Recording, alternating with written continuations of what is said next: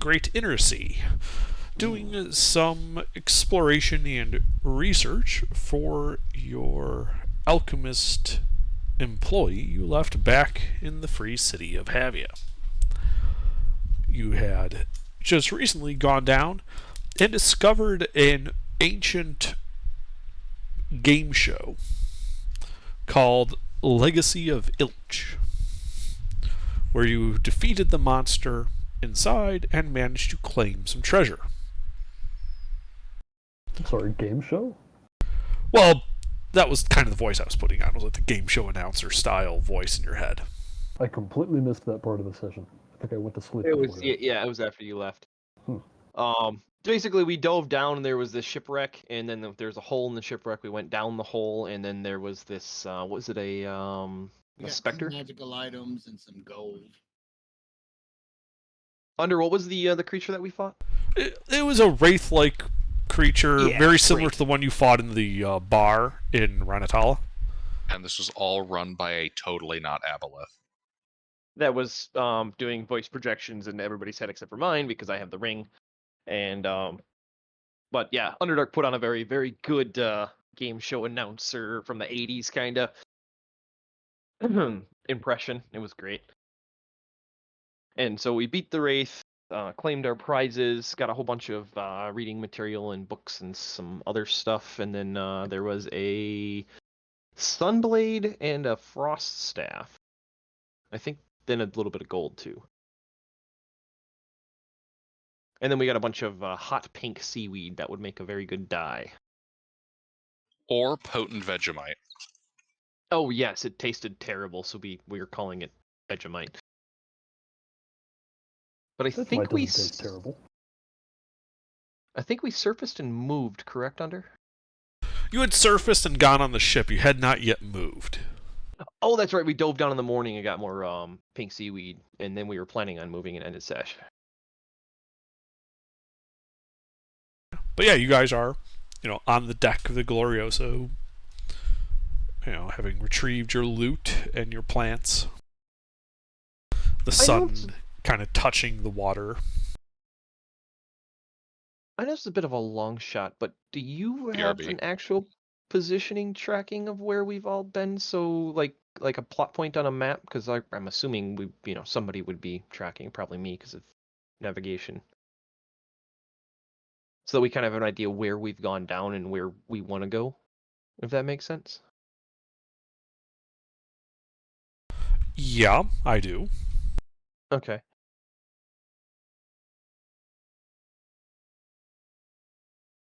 Because I didn't have a, exact where we were, otherwise I kind of would have been, putting rough dots on the map.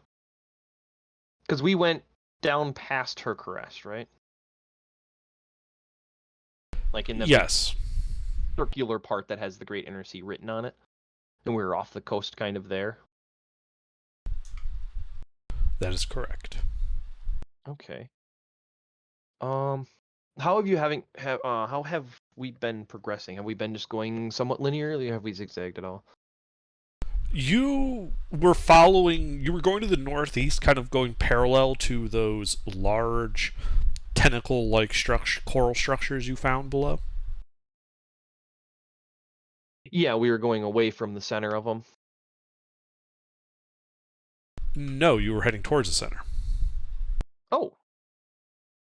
I thought we went the opposite direction. But anyway, okay. That's not what you told me. I said they were heading, north to the northwest and to the southeast, and you guys were heading. No, actually, you were going along them. You were going to the northeast, is what you were doing. Okay. I thought we went the opposite direction the pulse went, so we were sailing away from them. Or away from where we would assume the pulse went to, that called their support. That is not But what anyway. you did. Okay.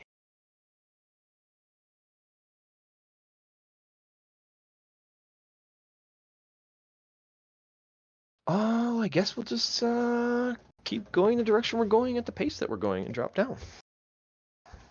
All right. So you guys sail 8 hours. You sail 8 hours. Hang on. Gotta look up how fast the ship goes. I think it was like 5. 5 miles an hour, 120 miles a day.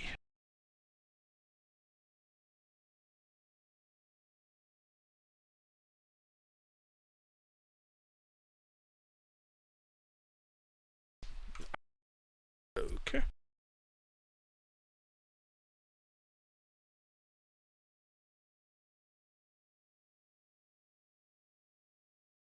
All right, yeah. So you sail to the northeast, 120 miles. You just spend 1 day of travels. Sorry, are you guys spending the whole day or just going, overnight and then stopping again? Well, it had been morning, correct? Like we No, dropped it was down- sunset. You guys had just Oh. gotten back to the ship at sunset. After going down in the morning and getting more seaweed? And then going back down and going through the dungeon, yes. You went down twice. I thought we did the dungeon the first dive. And then we went back up, and they did the identified I stuff. might have that backwards, where you went down, did the dungeon in the morning, and then went back down to the evening to get the seaweed. Sorry, I might have that reversed. I didn't write down that order. Well, no, you're fine. I just thought that we had done the dungeon and then went back down for the seaweed in the morning just to get more of it. And then we were gonna sail after we came back up because it only been like 2 hours to go down, grab a little bit. That is what you could do, yes. Is that what you want to do? So you're spending the whole day traveling. Yes. Okay. A whole day and whole day and night, so it'd be a little bit more than 120 miles. Actually, no, it'd be 40 miles every 8 hours, right? You do 120 miles in a day if you spend the whole day traveling. Oh. So not a 24-hour period. No, So just 8 that's hours, a 120. full 24-hour day. Oh, okay. Yep. Okay. Then yeah, no, it wouldn't be because it would be, we spend 2 hours in the morning and then 6 hours sailing, and then it would be evening. Previously, you'd only been doing like 40-mile hops because you were just doing they would sail overnight while you guys rested in the morning. They would wait for you. Okay, well then that would be a question for everybody. I think Gilbert's still away, so Mr. and Soup. And honestly, Mr., are you here? Yeah, I'm here. I think Doc or your character should be the lead on this because you're the alchemist. So you should be kind of picking where we go because you would have the best inference and insight for we found this here, so let's try over here if that makes sense. Like you're the most professional of us for this kind of expedition. The rest of us are Oh, kind you of want just me to scout from what we found in different areas to see where the next area should be? Yeah, more or less. I mean, it doesn't matter too much, but basically what I'm thinking right now is we sail for 14 hours. So 6 for the rest of the day and then 8 overnight and start in the morning wherever we stop. Going in that same direction. But yeah, no, I definitely think Doctor should be running lead on this because you're the alchemist, so all reality, you're the most expertise we have in the party for this. The rest of us are kind of just glorified hedge managers with swords. And Okay. bows and rocks. Okay. I think I know what you're saying.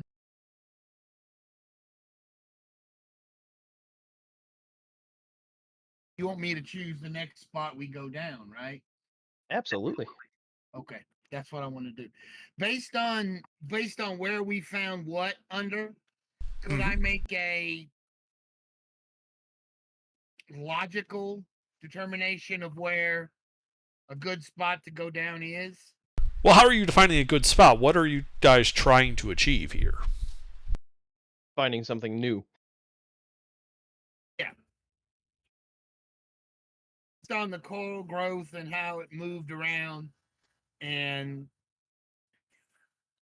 Well, you guys could tell that the coral growth was converging towards the northwest.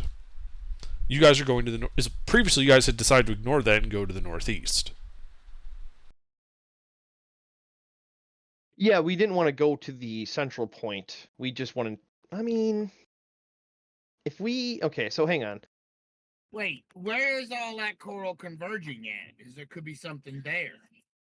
Yeah, it's where the octopus came from. Yeah, that's what I'm saying. We may have to fight, but there could be some stuff there. Oh, I see what you're saying. So you think that the coral is pointing to like a what would you call it? Like a Great Barrier Reef kind of. Like you have a multitude yeah. of Yeah. a multitude of alchemist supplies in one spot. Yeah, no, that's a good point. Based on our 2 dives, could Friedman use navigator tools to make a based on the direction the coral was facing, like draw 2 lines essentially?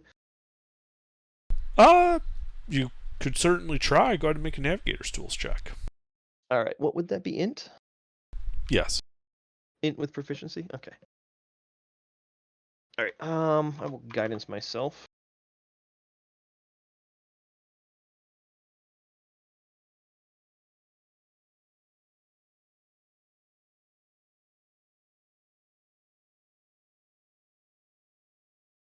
All right. So, from what you could tell, the striations, the coral striations that you guys have seen, which are relatively linear, would converge about 270 miles to the northwest of your position. That would be possibly deeper, wouldn't it? Because west would be. That would be putting you towards the center of the Great Inner Sea. I don't know if we can get down that far. Not at least not in this venture. We might have to come back for that. Okay, could I note that on the map? Oh, actually, I have both. I did navigator tools the first time we sailed on the ship, and cartographer tools. I just looked at my sheet. I have both proficiencies, so I could actually be doing map making with cartographer tools of all of our drop points accurately.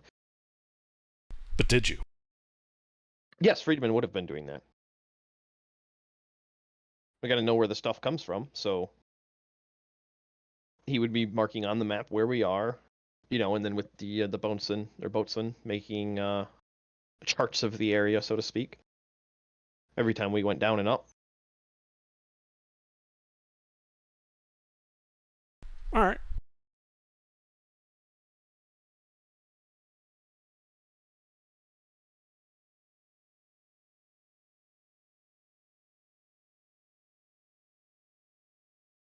Yeah, that's just my bad. Slipped my mind on that I actually had the ability to do that. But yes, no, if I had the ability to do that the whole time, I would have been doing that the whole time to make sure that we can retrieve the material again in the future. Okay. Let me just get you a bit of the map I'm using. Okay, appreciate it. Oh, that looks so good.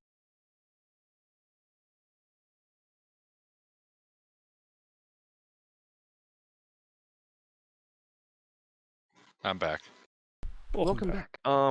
So Friedman has been charting our progress as we've been going, Gilbert.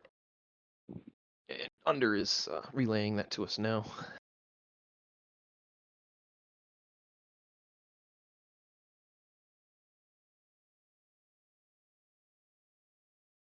So, what you would think is that in the Great Inner Sea, it converges at about that point. Oh, well, we're definitely not going to make it there today. Well, I mean, like in this venture, when I say today, we do not have enough rope to get down there safely and back up. Builds So character. I think we should, I think we should continue on our northeast, like going around the striations, like orbiting them and going more in that 15,000 zone, where we can actually reach with our ropes. Plan a venture to come back. Or with the information we're getting now, hire an expedition team, with the information we're getting from this run to be able to go down and explore more areas.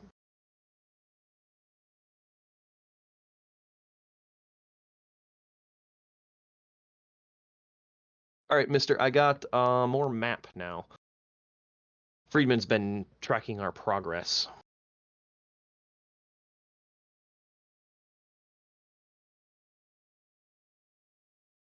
Honestly, would you guys like to do a couple days of just depth surveying? Like no diving? Why? So we have a better idea of where we can dive. Because, okay, basically if you sail for 8 hours, it's about 40 miles. You can drop a depth down, pull a depth off of that information, and then, sail in a somewhat grid-like pattern at that pace, going 40 miles, dropping a depth down. And continue doing that for, a day or two. And then you'd have a better idea of where we can, with our current equipment, safely get down and back up. I gotcha. Yeah, I'd be fine with that. All right. How about you, lead mister? Are you here?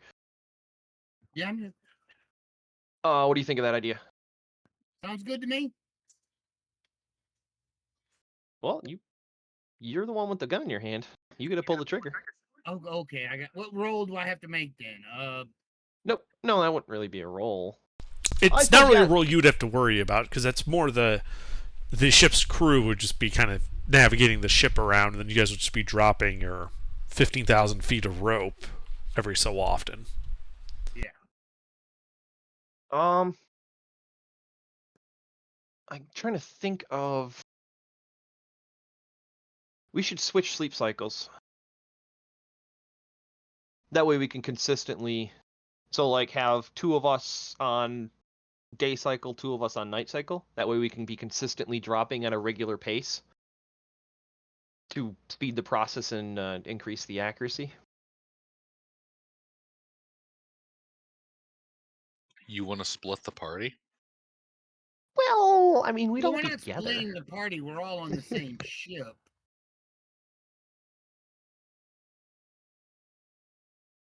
Yeah, because all we're doing basically would be, let's say for 3 days, every 8 hours, we sail around. So that'd be 8. 8 or 9 different depth measurements. And then with that information, we'd be able to make a better understanding of what depths are down there. Because obviously you run the 15,000 out and you don't hit anything. Your weight doesn't let go. You don't want to dive there. But if you go somewhere else and it's, say 9,000, then between that 15,000 and that 9,000, save any trenches or anything like that, you should have a pretty good drop point halfway in between, say. So you'd have more information of where you can safely navigate and drop, and it would only take us a couple of days, which, No, it wouldn't. No rolls. It would take you about 5 days. Yeah. So yeah, in the grand scheme of, time and game mechanics, it doesn't cost us anything real time. It would just be in-game days passing, which I don't think we have anything actually pressing that we care about time span. Like, there's no apocalypse yet. That is a sensible, salient, well-argued point. Overruled. That's because Gilbert's character always thinks there's an apocalypse. I was actually making a My Cousin Vinny reference. Oh, that's right. Yeah. Oh my Yeah. God. Have we watched that on? Yes, Midnight? we have. Yeah. Oh, such a good all movie. right. So, yeah, it sounds fine to me. Let's do it. So yeah, you guys spend 5 days on your off shifts, just directing the ship's crew and captain as you guys kind of go back and forward over the 15,000 foot depth threshold. And if you look on that map I posted, you see the darkest area in the center and the slightly less dark area immediately outside of that? The threshold between those two colors is set at 15,000 feet. So you're basically just following that southeast and easterly arc as you're starting to head more north. In the center grid, that Yes, bottom right of it, basically. Yes, you're following that dark to less dark transition because that is like the 15,000 foot line. And so you're going over it sometimes, but other times you're on the shallow side of it, and yeah, you're able to figure out that the center of the Great Inner Sea is deeper than 15,000 feet. But now we can use that info and just make our dives all to the east. Like the east of that line that we figured out, essentially. That way we're guaranteed to be in less than 15,000 if what you're saying. If I'm understanding what you're saying correctly, correct? Yes. That Alright. is what you've determined of the subterranean geography. Well, Subsurface, I should say. Submarine. do Um, you... Wait, under real so quick, do you we're have in that red accurate... circle, right? No, that's where the center of where the octopus came from. The dot is the center of the converging lines of coral. I just circled it so you could easily see the dot. All right. So I made a would check to find it. I would propose we take all of our remaining containers of mushroom powder, tie them together, drop them down there, blow that place to hell.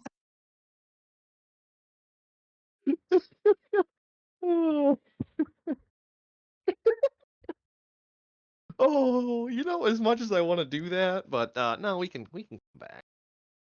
Nothing good could possibly live down there. I mean, yeah, I agree, but no, we don't have a capability of reaching that right now, not with the amount of rope that we have. So I think we should do you have marks of our other dives, like estimates of where we dived, or not really? I'm not sure No, if I you're do. really tracking that. I was. Okay. Because it mattered Oh. a lot. That's how I was able to give you exact depth information. Ah, okay. I pulled Well, up in the like hardcore actual map of the world. Okay, then in that case, so with cartography tools, Freeman would have been very easily to mark those on the map. Like he would have a map with all of those positions marked and then what resource we found down there. Could I possibly have that to throw in my notes then? Yeah. Appreciate it. Because then with that information, Mister's character can make a more educated guess of where in that shallow area, calling it shallow, where in the less than 15,000 foot region would be more likely to contain new foreign resources. Yeah, so those two dark blue dots to the south of the red, that's where you made your two expeditions. All right. By blind luck, you guys managed to find that shelf. That is actually funny. So basically, if we headed due south and started making dives, okay, so we're basically south middle of the bottom of the sea right now. So, no. After 5 Oh, days, let me put that's another mark. Yeah, we're heading northeast. After 5 days, you're over there. Okay. But the Actually, you're entire more time north we were than that, sorry. But yeah, I forgot one So day. basically, we were doing depth and zigzagging throughout the, zigzagging up to get to that point there now. But we have a good idea of where the 15,000 mark is along that line. So Yes. if we... Hence my So if we- statement of you kind of have an idea that like it's like a bowl-shaped sea. Okay. So if we headed due south, we would be able to make dives safely. Well, you would make dives into a known depth. Whether it's safe or right. not is an entirely different story. Yeah, I guess liberal use of the word safe in this context. You see, at the very deepest point of the ocean, it's actually the safest point. However, you see that really safe area? Yeah, that actually has a sleeping kraken. I'm sure we'll he's run into one or two hangry. of those. But all right, Mister, have you seen the maps?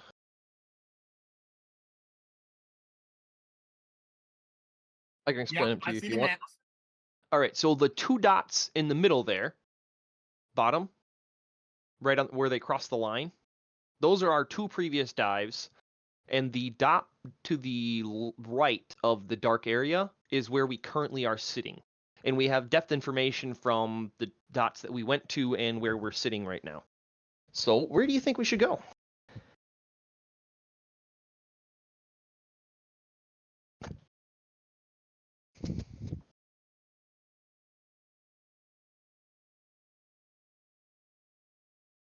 So the two dots are the places we've been. Correct? What is the circle? Where we are? No, the circle is where remember I made that roll to see where those coral striations merged, where they all met up. The circle is where they met up, and that is in too deep of water for us to get to. At least without, free diving. If we free dive, we can get down there, but we don't know what depth we're going to. We have no idea how deep it actually is down there. So we're currently, if you look where the circle is, if you look due east, there's a little black dot. That's where we currently are.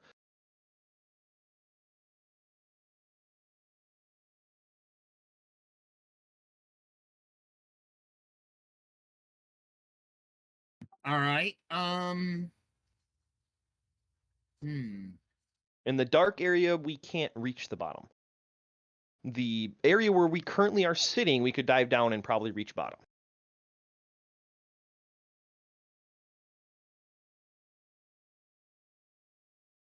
Well, I suggest we go around the edges of the deep water then, right? Doesn't that seem obvious? Like the place that juts out up there at the top to the north? We don't have that depth information. We don't actually know that. Oh, well. We have a rough idea. I would sail due north of the circle to that peninsula looking place and dive there.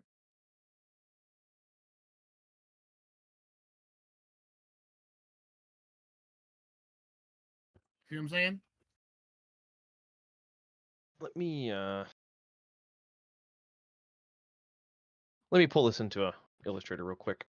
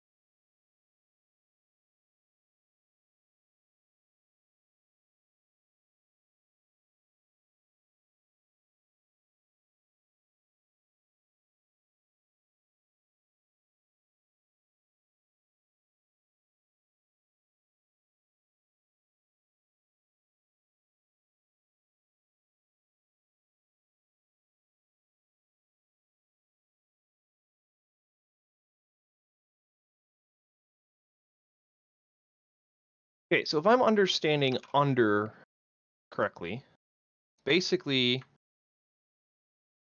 the brown rectangle is what we've done for depth. So that's the only information we actually have. We don't know anything else in terms of, we know the area that we just sailed through and did all the depth measurements in is deeper or shallower than 15,000. We drove right along the line that marks the difference, and we have a good idea of where that is. So north of that, we would have to do more depth measurement, if that makes sense. The Okay. words you speak are words that sound factual. So yeah, that's why I was thinking we go more south, because we know it's shallower than 15 there, whereas if we go north, we don't actually know that depth. That's just because Under gave us the raw map. We actually don't know that information.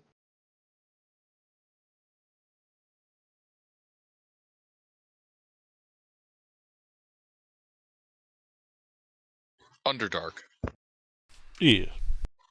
I would like to make an insight check on the waves and the weather.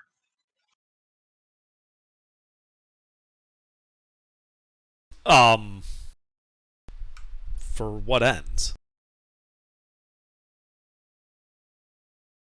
What are you trying to make an insight of? Which way feels how should I put this? Based off the sea, fuck, my brain is failing me. Which direction is the weather fairest? Yeah. Thank you. That's the word, fairest, yes. Ah! I don't Okay, think that would be insight. that's not insight at all. That is a nature check. But he is one with water. Yeah, yes, and the water is with him. Now make your nature check. Guidance. And sure, you Right. could have guidanced him. You can add a Okay. d4 to that. 15. All right. So the winds are predominantly out of the northwest over the Great Inner Sea. It's just the way the wind cell works there. So you would know that as weather patterns go over water, they tend to pick up humidity, and that's how you get lake effect snow in the winter, thunderstorms, etc., things like that. So crossing the Great Inner Sea, that area is likely to have fairer weather than the eastern shore. But that doesn't preclude storms from just forming. It would also Road weather inform you patterns. that it's just, winds they tell you the motion that the storms will take. Storms can form over dry land. They don't require a seed or a big lake to form. Right. They're just All right. they just tend to get more charged up crossing the sea. It would also tell you that you have 3 nights till the full moon. Ah, excellent. We can fight some were sharks. It'd not be the were sharks I worry about. There's a part of me that wants to be a smartass and use augury. Right or left? Which is the most auspicious? So, Mister, did the new information that I gave you make more sense?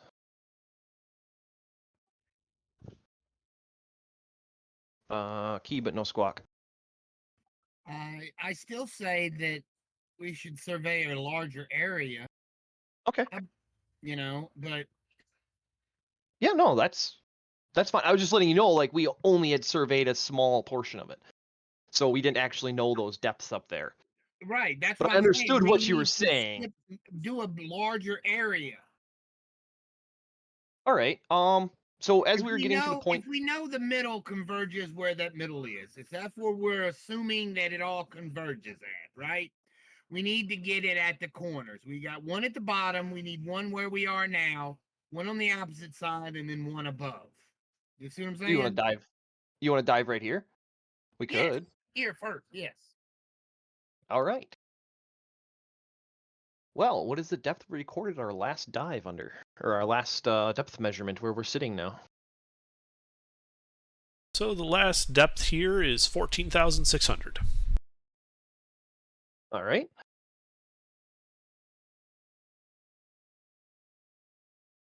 Well then, is it morning or evening? I think it makes no matter. I'm going to say it's midday. Okay. Do you want to wait till morning and then go down, or sail a little bit, like east, so we know we're going in a little bit shallower, and then drop down, Mister? Yeah. Which I gave 2 propositions. A little east where it's a little shallower, so we can start, a little bit Okay. over a little bit. If it's too deep there, we need to go over where it's not as deep. All right. So yeah, we'll head east until morning under. So midday. So that'd be what, 14 hours, give or take. Mm-hmm. So yeah, you head east for about 50 miles. And when you take a depth over there, it's 14,200 feet. Excellent.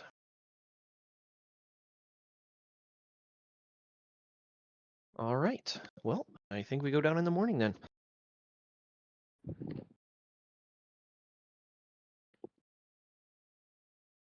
All right.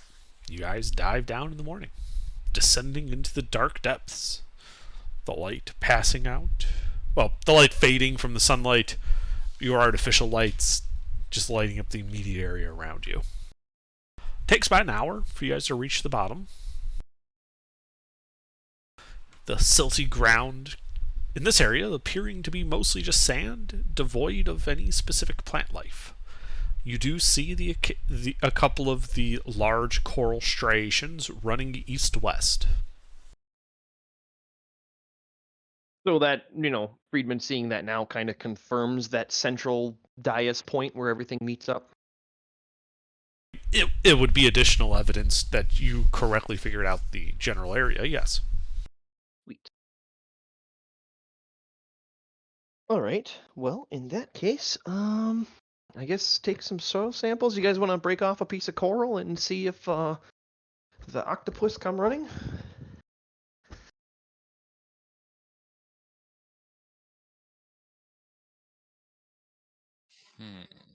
You said that it only came off after it was broken off.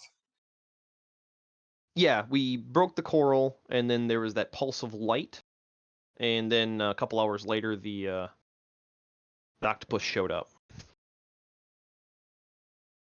Like that coral being broken is a trigger that the octopus will come defend. However, with us breaking it in another area, I think if we broke it, it would be a lot less than, or a lot more than just 2 of them. Like, they sent scouts to see what the heck happened to the coral, why it took damage, and the scouts didn't come back. So if it happens again, I feel like they're going to send more than just scouts. If they're a sentient community.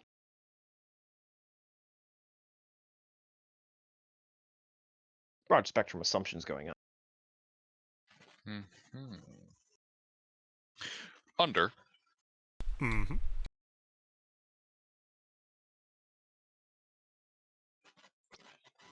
Can I see? Well, was there a clear striation or marker for where this light would shoot down? Huh? Was this the entire coral The light was that lit up and fired down the entirety of it, or a specific part of it?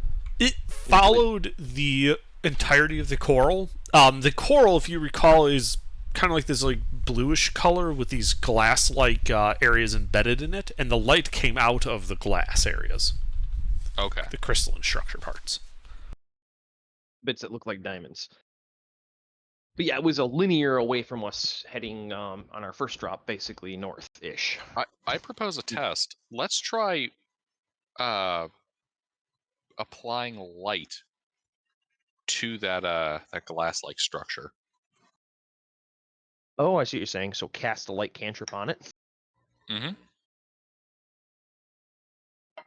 Precisely. Worst case, nothing happens. Or shit comes running. Worst case, we artificially send everyone signal. Benny, bring me everyone. Everyone? Everyone!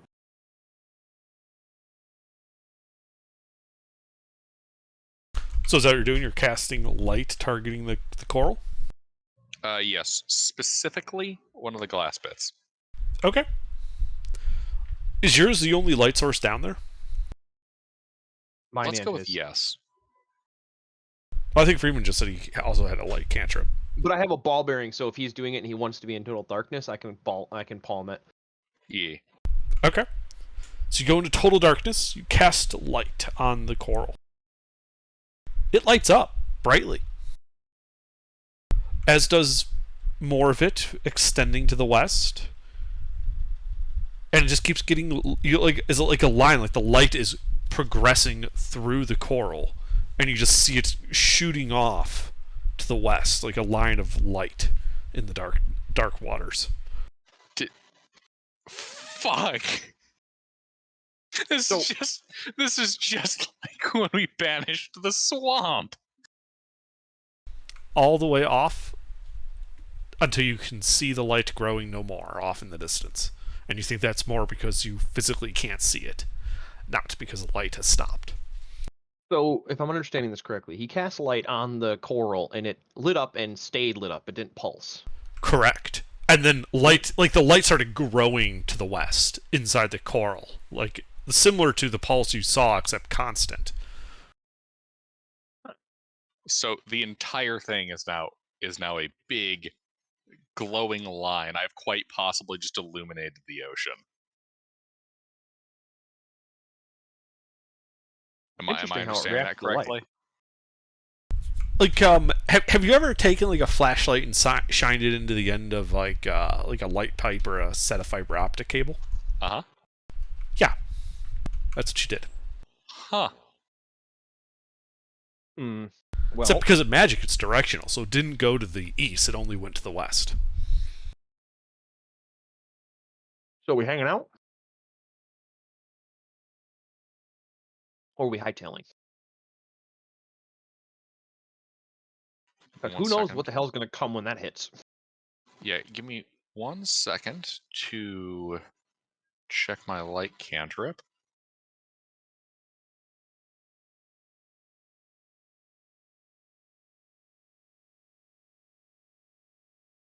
And it lasts an hour without doing anything. Mm-hmm. Okay, but the light is only extending towards the center. It is not. This light is not Correct. spreading away. Okay, interesting. Interesting.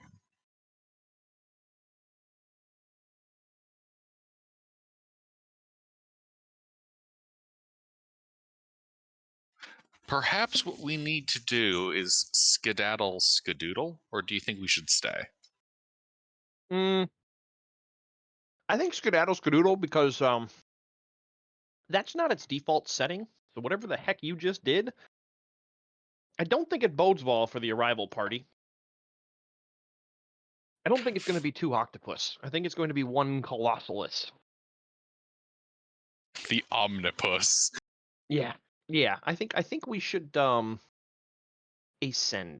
Yeah, let's ascend. We extricate ourselves from the situation. Okay. You start swimming up. I think we said it takes about an hour to ascend. That would be if we were going up with the sailors pulling us. Ah, We're yes. going up Frida, so it's 2 hours. 2 hours, yeah. Okay. I believe we should have the sailors pull us. How do we communicate that? Tug, How tug, do you communicate over 14,000 feet of rope? tug, tug. The rope is stretchy. Yeah, that's You the pull at problem the I end was of a saying. 14,000 foot rope, the other end doesn't move necessarily unless you pull either very sharply or over a very long distance, comparatively. Yeah, it would be. I mean, it would be Fair enough. possible if we had.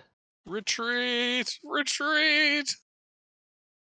All right, you guys ascend, taking 2 hours, getting to the surface and the Glorioso without incident. I think we should sail very far away. What's the distance we were- that we lose sight of it? I was going to say, as we were going up, for that first hour that his cantrip was running, how far could we see? You could probably see it for a good couple hundred feet in the water. 200-300 feet, maybe. Okay.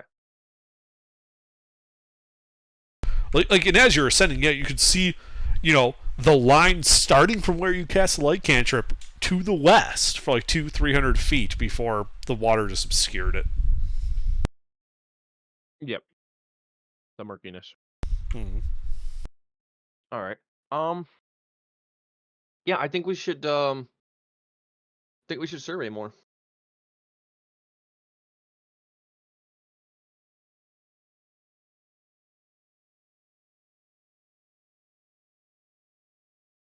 Yeah, could we spend another 5 days surveying to the north, trying to try keeping on that 15,000 mark, using that as kind of like a guesstimation navigation? Sure, you could start doing that. But with the rising of the full moon on the third night, you guys would be awakened by calls from the crew that there is another ship that is not flying any flags. That's a problem. Water breathing, refresh on party. Okay. Yes.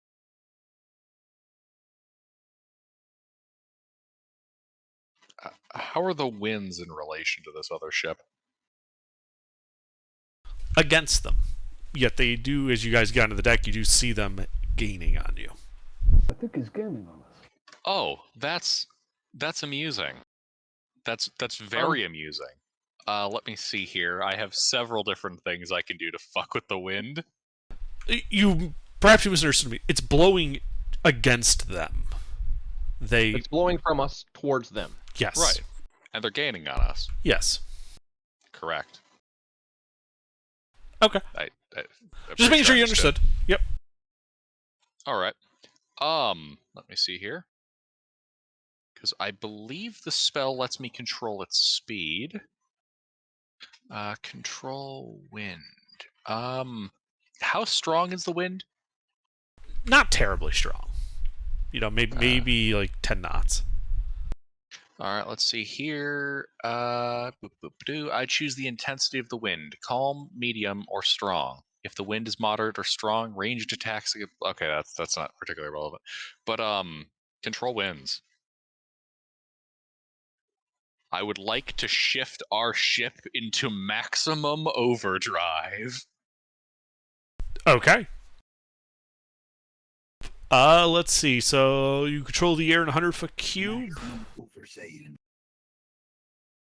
So, okay. Yeah. Your sails billow. You hear the calls of the crew as they quickly start adjusting the tack on the sails, adjusting the rigging. You can see Jeffrey just leaping between the masts and the rigging deftly and with like a surety of purpose. Your ship, you can tell, is moving quite quickly now. Still, the other ship gains. While he was doing that, could I have been climbing the main mast to get to the crow's nest? Yes. All right, I'd like to use my new toy, Spyglass. I'd like to look out at that ship and see what I see. Okay. Make a perception check, please. All right, does the Spyglass do anything, or is it just lower the DC? I'm gonna say in this case, it allows you to make the check in the first place. That's fair.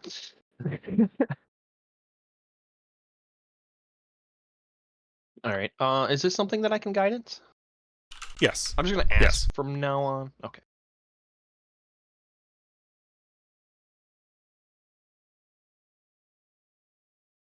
Yeah, you get a really good look at the ship that's gaining on you. Stand by. Mm-hmm. Oh, I hope it's what I think it is.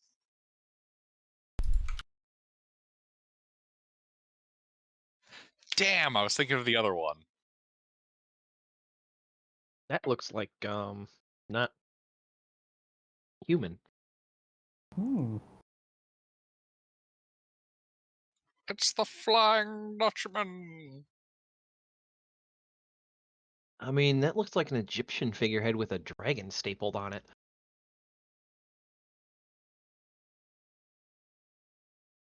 All right. What can I make of the crew? Like with the Alright, give me another perception check.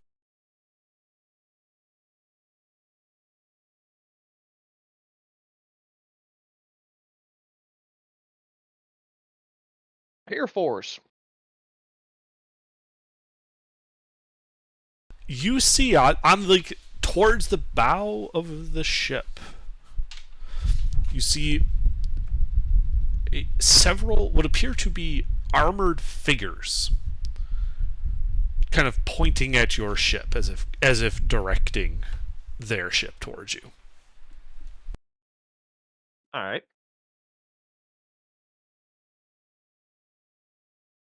Anything strange about it? The ship and the crew in particular? They appear to be slightly translucent.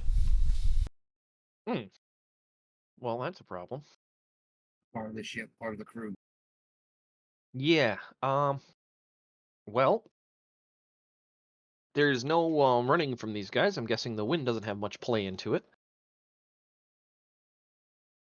True, but we've bought time, I believe. Yep, you guys have maybe a minute before they get within, effective combat range. All right. Do I hear boarding action? Boarding action. Let's say Lucina's gust cantrip could be pretty useful right here, actually. Because that moves objects, correct? It's not going to move the ship. No, not the ship. But if Oh, we yeah. send some objects their way,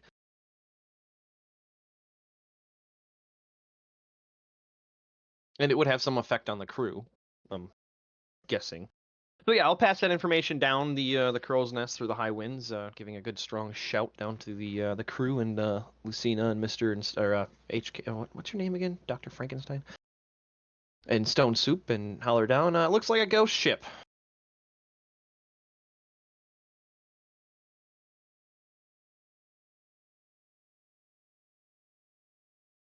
Hmm.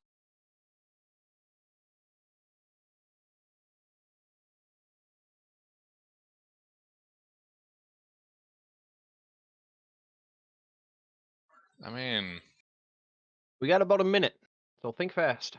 all right. We got water breathing on everybody. Does the ship have any rear facing weapons? It's the merchant. Your ship is unarmed. Okay. We're the rear-facing weapons. All right, what's the... Okay, so it's about a minute. So if our speed is just over 5, that means their speed is well over 5. If Why they're don't you gaining just that... blow the Yes. ship up, Gilbert? Sink it. I mean, Well- what's the range?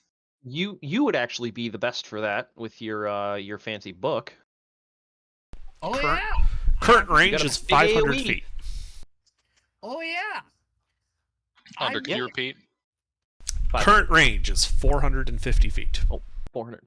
Okay. Yeah, so I think we should get Dr. Stein on board and be like, all right, ghost ship, nuke them with holy sunlight.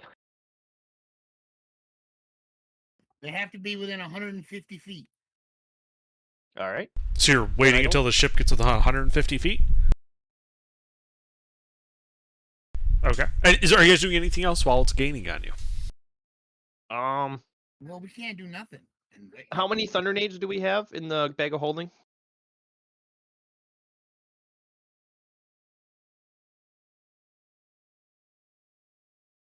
Mister? Huh? Bag of How many holding. thunder grenades? grenades. Thunder How many thunder grenades in the grenades bag do we of have holding. left? Because we haven't stopped them anymore, so whatever we have, we have. Oh, I have to look at wrong. Hold on, wrong inventory. Hmm. I have 3 separate inventories, and I haven't coalesced them together yet. Yeah, that's what I spent part of today doing.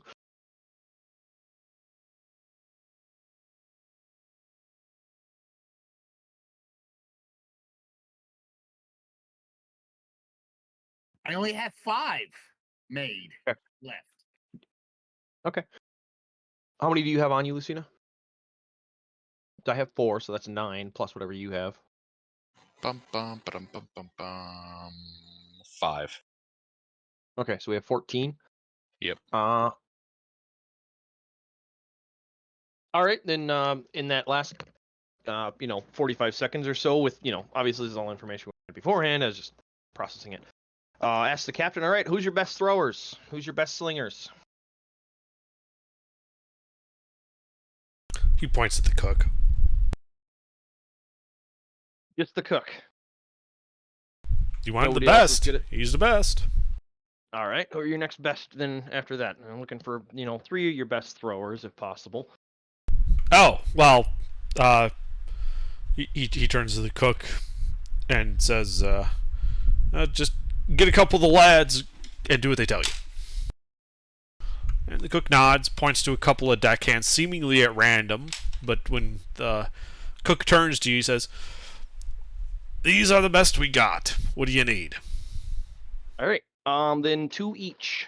So we have 3 total, giving them 2 grenades each. Okay. Once they get into the close quarter combat, they can start basically throwing those at the ship, just to give more damage faster if the nuke doesn't kill it.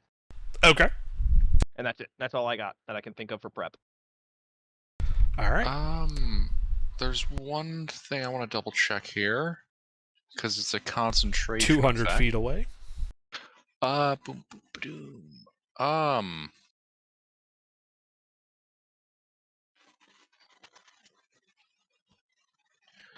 All right. I'd like to use gust of wind to turn the wind against their ship. Sure. Go ship. You turn They're the not wind using- against their ship. Their sails remain billowing as if your breeze has no effect on them. The ghost ship. They're not using that wind. I'm aware. Whatever That's wind not what I'm propels using them, it. it's not of this world. Oh, okay, he's doing something else. Sorry, I just brain farted on that one. So what are you doing now? I am effectively trying to put this effect on them. That way, if they attempt to use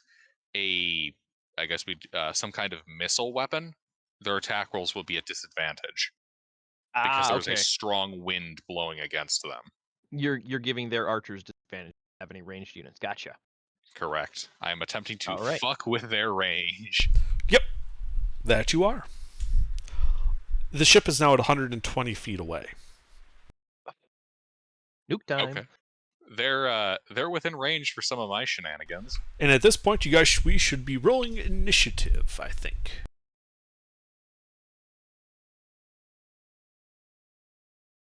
And also under for them crewmen, I was saying at the short range of sling, so 30 feet. How far are they? 120. 120, and we're rolling initiative just because that's basically the start of combat. That's effectively the combat range for everybody.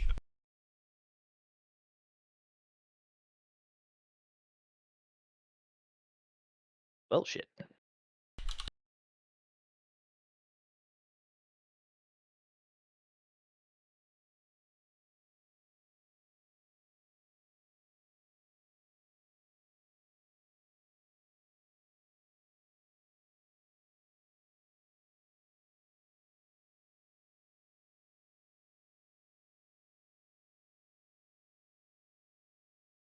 Stone Soup rolling initiative. Pete, you here? As always, I had to check if I had that thing yet, which I do.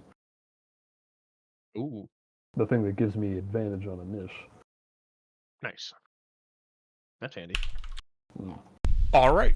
Well, Stone Soup, they are 120. The other ship is 120 feet behind your ship and gaining. Ooh. What do you do? Well, if I could fly, I know what I would do. But since I can't...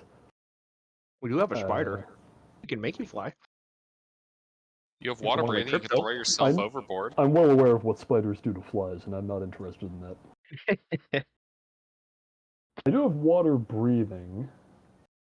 What's the plan here? Are we going to board them? Wait for them to board us? Well, if you wanted to do the Mad Lad crazy maneuver, you could always throw yourself off the back of the ship, and as they close in, get onto their ship. That sounds like a plan. If he can, the ship looks ethereal though, so That's not the description I heard or saw.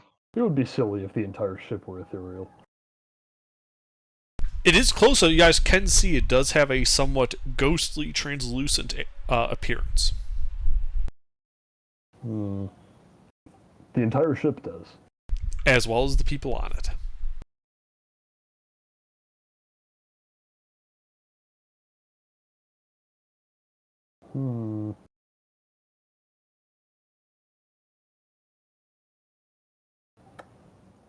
Well then, I would like to go as far towards the back of the ship as I can.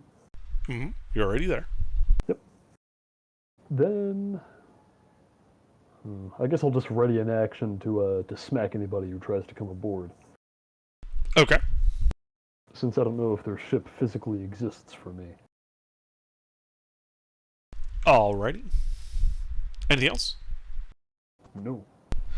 Alright, on the ship you see those two ghostly figures in armor pointing at your ship as if, directing the ship to get closer. They want to hit it with their swords. Lucina. Do they have a dude on the helm, or When you say directing the ship, do you mean the ship is alive? I mean, you see the two armored figures towards the bow, pointing at your ship, as if giving orders to get closer. They want to hit it with their swords. Behind them on the ship, you can see other, much less well-defined figures moving about as if a crew on the ship, including one that you would presume would be at the helm. All right. Well, let's see. They're within 150 feet. I shall plant firmly upon them a vitriolic sphere as I sling water at them out of the ocean. Okay. So are you sorry, who are you targeting exactly then? It's an AoE. I would like to target, we'll go with like the prow and these two dudes telling it to come closer so they can hit us with their swords. Okay. So that is a dex save.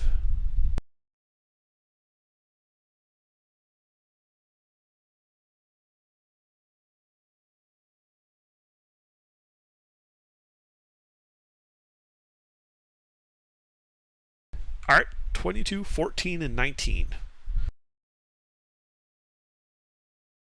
19 just barely passes. Okay.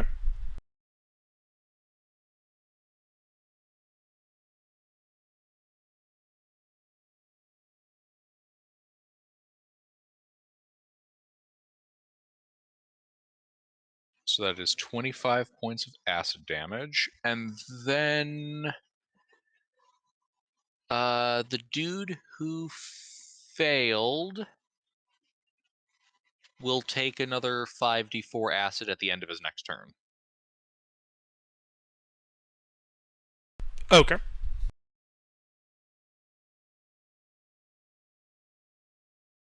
Yeah, I mean, you think it had some effect on them. Actually, it's 20-foot radius. Does this get any more of their goons in there? The goons, no. You do see it looks like it did affect like the prow of the ship a bit. Like it actually did some damage to the ship itself. Okay. Good to know. Anything else? Nay. Stein? Call down the thunder, or call down the sunlight on the ship. Okay. What kind of save is that again? Dex? It is a, hold on, going to my spell sheet. I don't think it's Dex. I think it's Con save. Con save. Okay. Doesn't have special details against undead?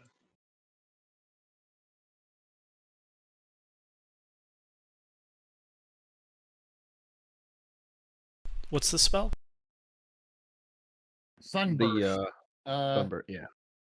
Sunbeam? Sunburst, level 8. Aha. Okay. Undead and oozes have disadvantage on the saving throw. Interesting. Okay.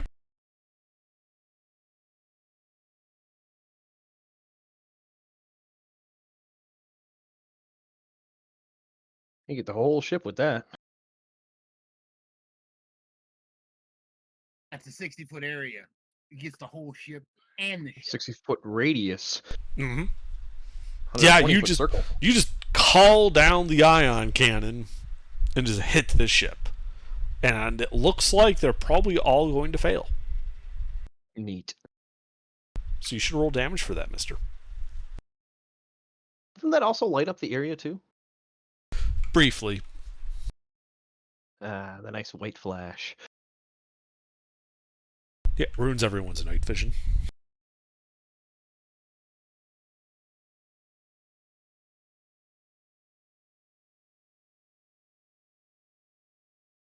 $57 points of radiant damage. And everyone that fails is blinded for a minute. Okay.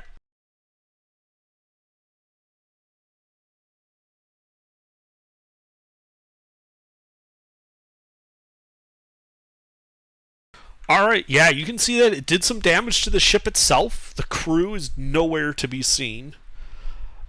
And one of the two figures at the prow of the ship looks significantly degraded by that blast.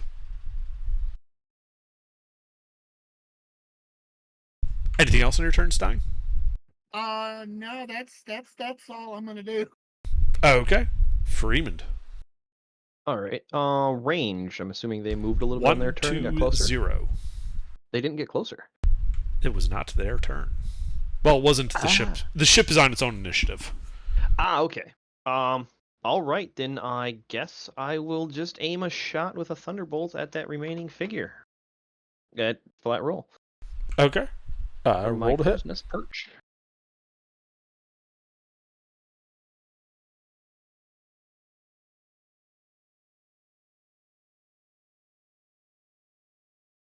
Your shot misses. Darn. Zero strike the ship and do damage. Nope. It went in the water. I know, I was kidding. Anything else? All right, that's it. Nope. All aimed. right. And I ain't planning on moving anyway. I'm staying up here. Yep. Yep. So the ship is going to. I'm assuming your ship. I'm just using the delta between your ship speed and their ship speed. So, just so you know, that's why the speeds might seem a little weird. As it gets closer, and is now 70 feet away. Excellent. The eyes of the kind of cobra-headed figurehead on the top of the ship glow. And a dark cloud of necrotic energy blasts forth, striking the rear of your ship. Fortunately, the distance is enough that it's only clipping the back of the ship and it's not wiping out your entire crew. So I need, however, Constitution saving throws from Stone Stoop, Stein, Lucina, and the 3 commoners.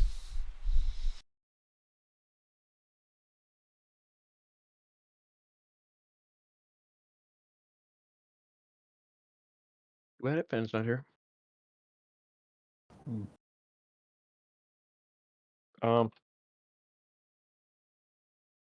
Is that just a D20 for them under? Yes.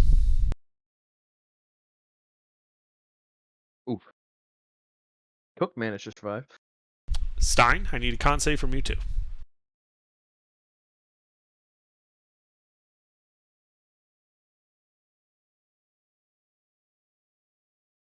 Mister, you here? Alright, well, I guess we'll just assume he fails. So let's see, Stone Soup failed, the 2 assistant cooks failed, the cook passed, Lucina passed. Those of you who fail take 45 points of necrotic damage. Pass for half. The 3 civilian, the cook and the 2 guys are all dead. Yeah, unfortunately. They didn't have more than 22 hit points.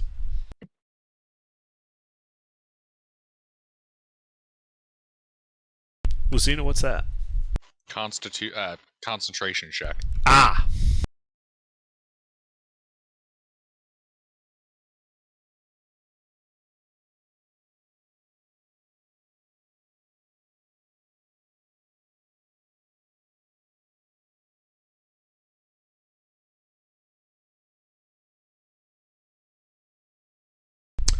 Alright, and Stone Soup, it is now your turn.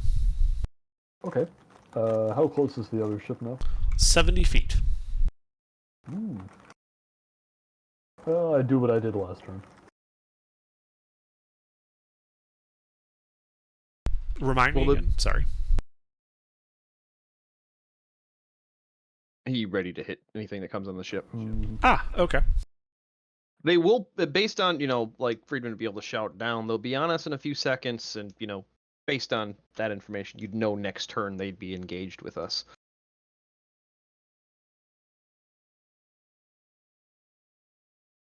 Yeah, so on their ship, you see the 2 ghostly figures pull out large 2-handed swords. Ooh, I thought there was only one. There's 2 armored figures at the prow. Oh. One is heavily degraded, the other is not. Oh, I misunderstood when you said that he was heavily degraded. Yeah, and you see them, besides pulling out their swords, making motions as if casting spells.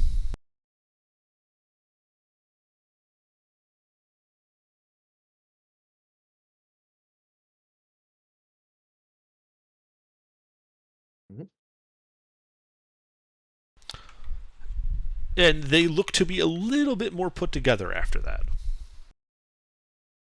Ah.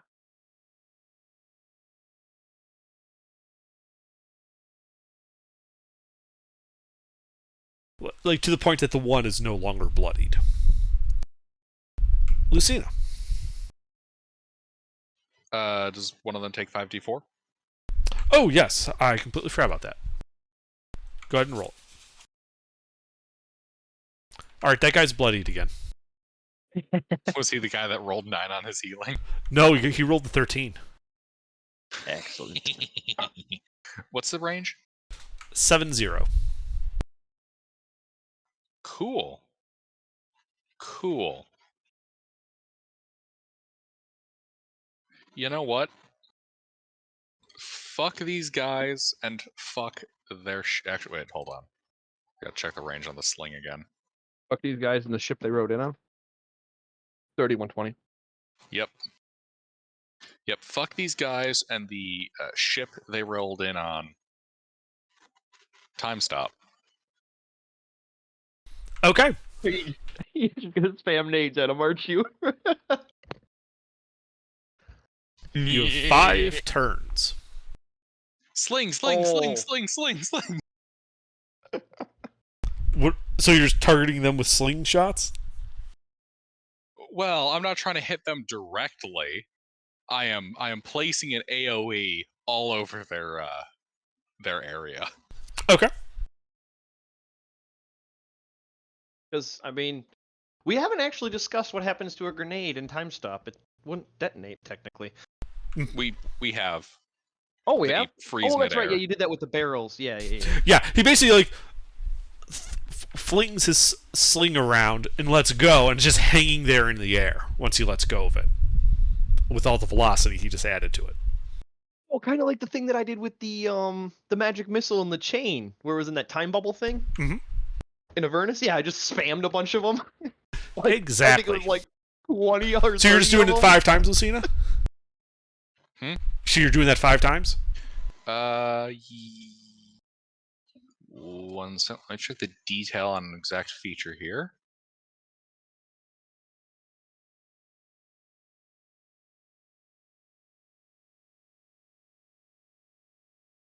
Okay. Yeah. So it just says instead of rolling. All right. Yeah. So I'm gonna fling those time stop ends as my surprise broadside begins. Yep. Your broadside goes towards them. And then they detonate as they hit. It's funny, Yeah, they actually pass maximize. through the ship, detonating at the water line. Maximize. Okay. Well, I think you can maximize one of them. They do technically consider 5 separate effects. I would certainly hope so. Otherwise, holy shit, that gets unbalanced. Yeah, that'd be 8d6 times 5. I'm aware, yes. It'd be a bit broken. It would You'd only have only to- it would only be like what, 240 damage? Give or take. Yeah, so roll the damage. So it'd be 86 times 4, so 32d6 plus the maximized damage. Yep, so there's a 40. Okay.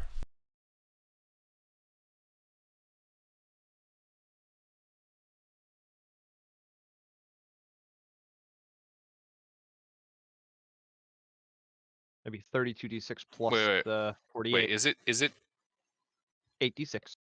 oh it's oh It'd be 32d6 plus 48. I think yeah, because I did 8 times 5. I think I fucked up there. You did, yes. It would be 48 Yes. points of damage for that first one. Indeed. So just to save me having to do the addition, just do 48 plus There's 4 of them, so it'd be 32d6.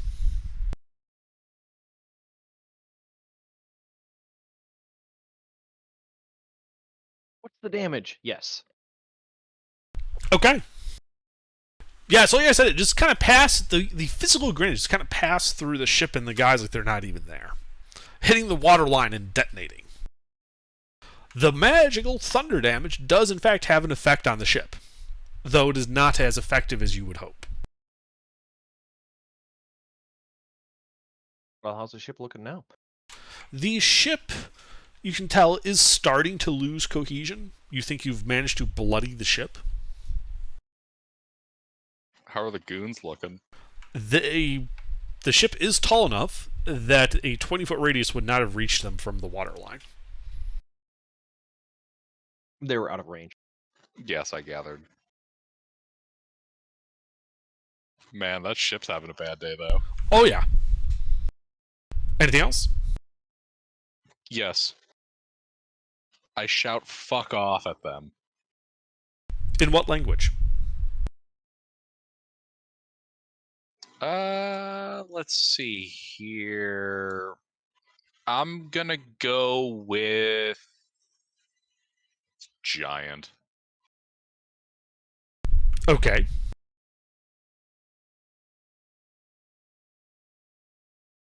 Now They that they're- don't appear to... It does not appear to have any effect.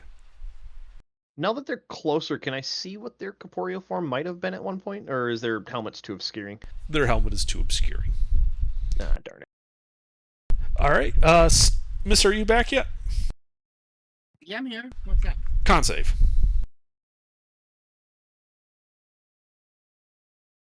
There was an AoE that hit you, but you weren't here to roll it.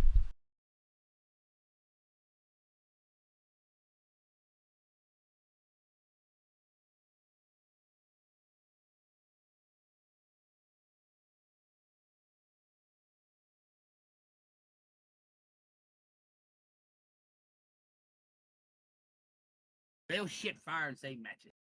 Yeah. So you take 45 points of necrotic damage. And it is your turn. How many are left? The ship appears to be bloodied. One of the armored figures on the ship 70 feet away is bloodied. The other is just injured. They're not yet at your ship. All right. I guess I'm gonna attack with the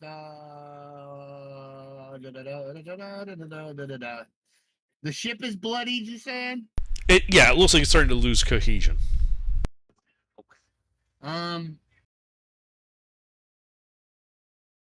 If you wanted thunder arrows for your quiver, it wouldn't be that hard for you to have some of mine.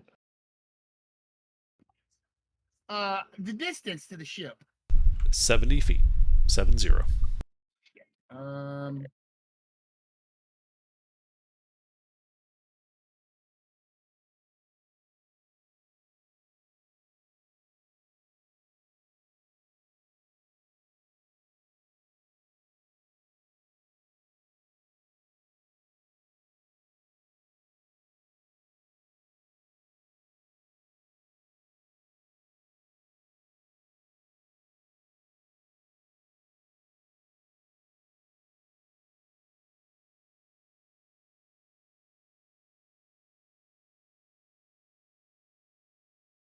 So what are you doing, Stein? I'm trying to decide what I can do here. I don't have a lot of range spells. I mean, spells like that. I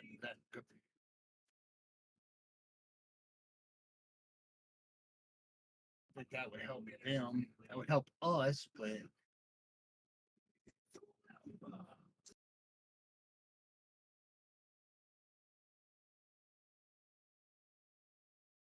Well, the only thing I can do is chromatic orb. That is the only thing I can do. I'm gonna shoot All right. the ship, You're going to shoot the ship? right? That's what I'm shooting, right, y'all? The ship. It's up to you. Yeah, I'm shooting the ship. All right. Well, roll to hit. Just so you know, seeing effect thunder damage was not particularly effective, but it did do damage.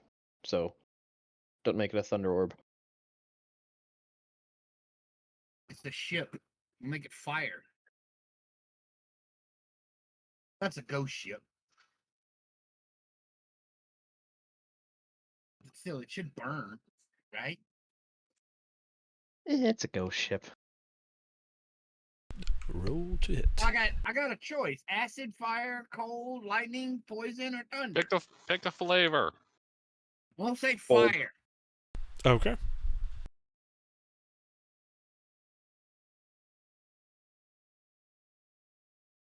That will hit the ship. Go ahead and roll damage.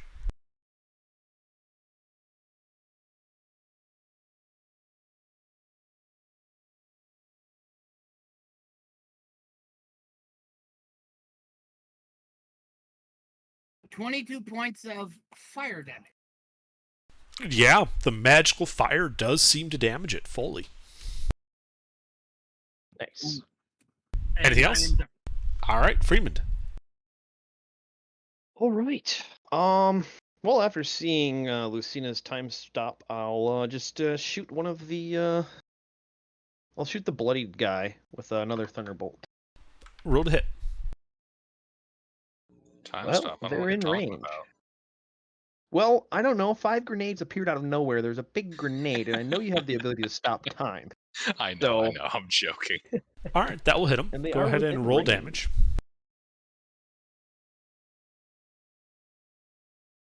Oh, I gotta. That is 46. Okay.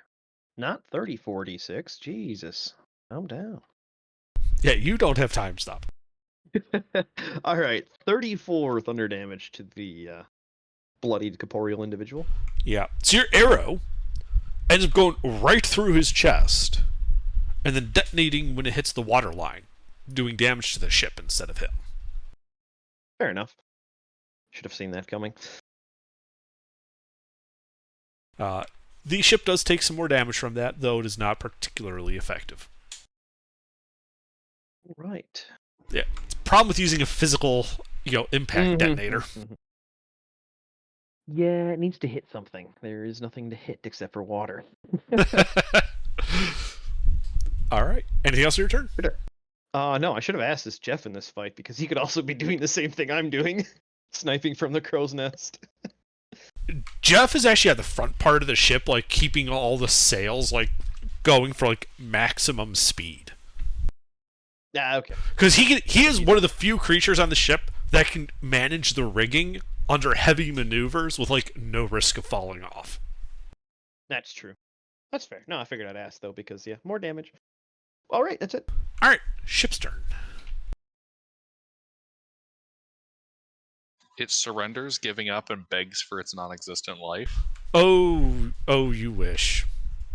The ship closes to 20 feet away, directly behind your ship. The eyes on the serpentine figurehead glow a bright green and emit an 80-foot cone of necrotic damage. I need con saves from Stone Soup, Stein, Freeman, and the captain. Not If- me. No, I did say you. Stone Soup, Lucina, Stein, and the captain. Now I have to look up what the captain's stats are. Ha ha! You fool! You've played yourself. Oh, shit. Freeman, if you wouldn't mind rolling his con save, it's a +2. Well, shit.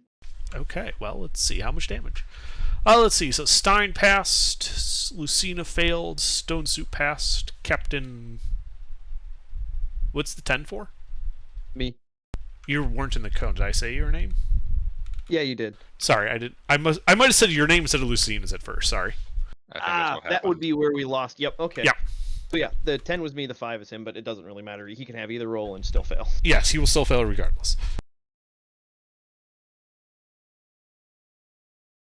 So, Captain and Lucina will take 39 points of necrotic damage.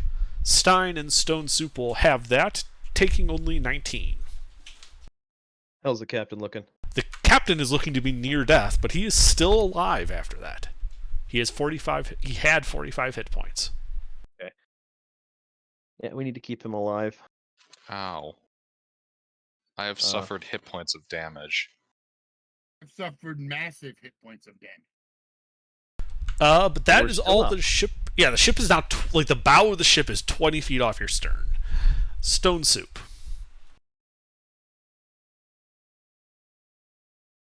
Okay, it's 20 feet off our stern, you said? Yes, directly behind you. Okay.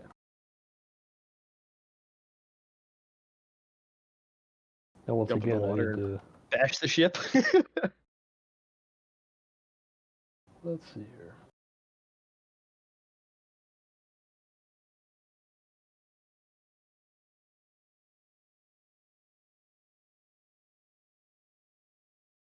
"20 feet. Yes.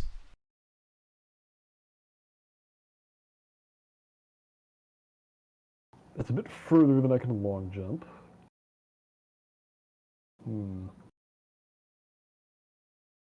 Let's see, do I have any rope on me? You should. Yeah, I should. Should have Oh, 100 yeah. feet of silk at a minimum. I do. I even wrote it down. Alright, so if they're within 20 feet, does that mean there's like some part of the rigging that's within 20 feet? I would say the bowsprit, like the tip of the bowsprit's like probably 7 feet from the back railing of the ship. Oh, well that makes it even easier. Let's see, now I gotta find out how long the long jump is. Because I can never remember how that stuff works. I believe it's your strength score straight forward. Oh yeah. Oh wait, the long jump is just my strength score straight up? Forward. Yeah. Okay, then in that Pretty case... sure it is. In that case, I ignore the bowsprit and jump 22 feet with a run-up directly onto their deck. Well, you'd have enough information to know that might not work. Good point. Well, Everything try, physical has not interacted with the ship, so Right. you probably won't as well. to make sure that that won't happen, I'll start with my original plan then, which is I will try to lasso the ship with my rope. Okay. We'll go for the bowsprit. Alright. So you take your rope, and you throw it over the bowsprit, it falling through as if it's not there. Okay, well, I can't board them. Are any of them within, like, 30 or however far away? Yeah, I would say they're like the two armored figures at the bow of their ship are 25 feet from you. Oh, okay. Then I would like to pull that rope back and attempt the same thing, but on one of them. Okay. At this point, I think you would need to make an attack roll with a thrown improvised weapon. Sure. Let's see, so that is just a... It's just my strength score for the attack roll. Yes.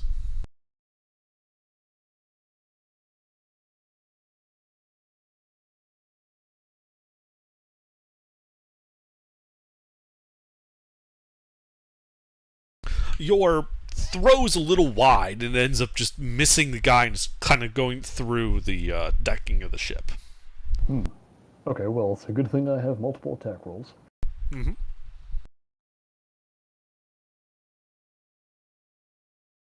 Well, that definitely doesn't hit him. No, it's like there's like just a little bit of chop like right as you're about to throw it, and you basically end up like just shooting it through the bowsprit again.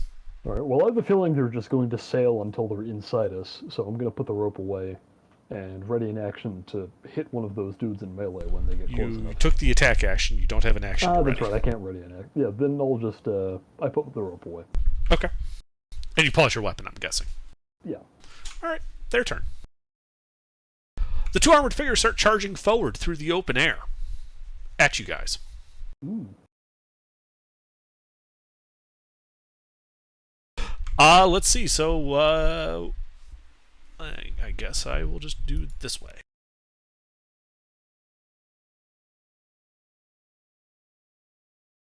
Nope. Alright, so one runs up to Stone Soup, the other to Lucina. Because you guys are just like in a line at the back of the ship, so there's one ran up in front of the Stone Soup, one ran up in front of Lucina. Cool beans, cool beans. Alright, so we'll do Stone Soup first. He's going to take his big two-handed sword and he's going to try and attack you thrice. You said Stone Soup first? Stone Soup first. Ooh. Does a 13 hit you? No. Does a 26? Yes. Okay.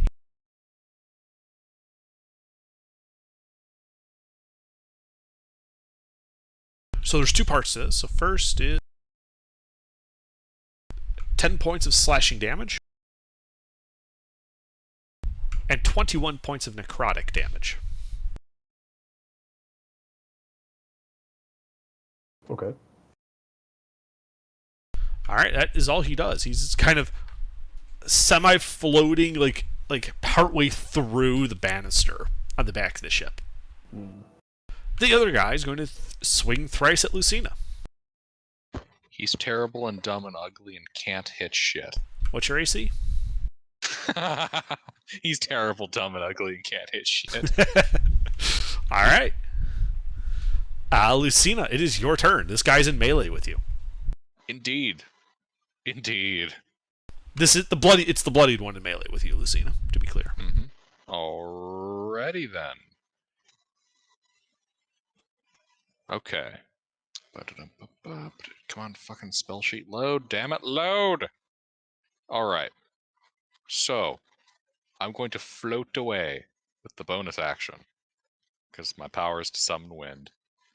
And then... He moves up to you then. As a reaction, if you move away, he can move up to you. You are back in melee after your move.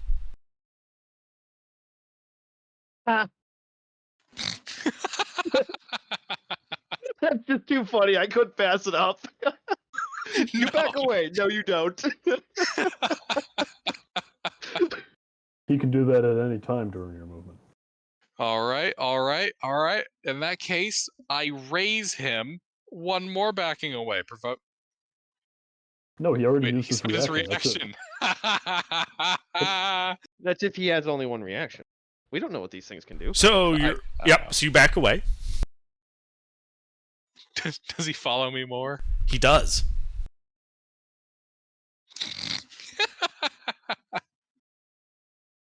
Already. Spooky, like Scooby-Doo funny music for that.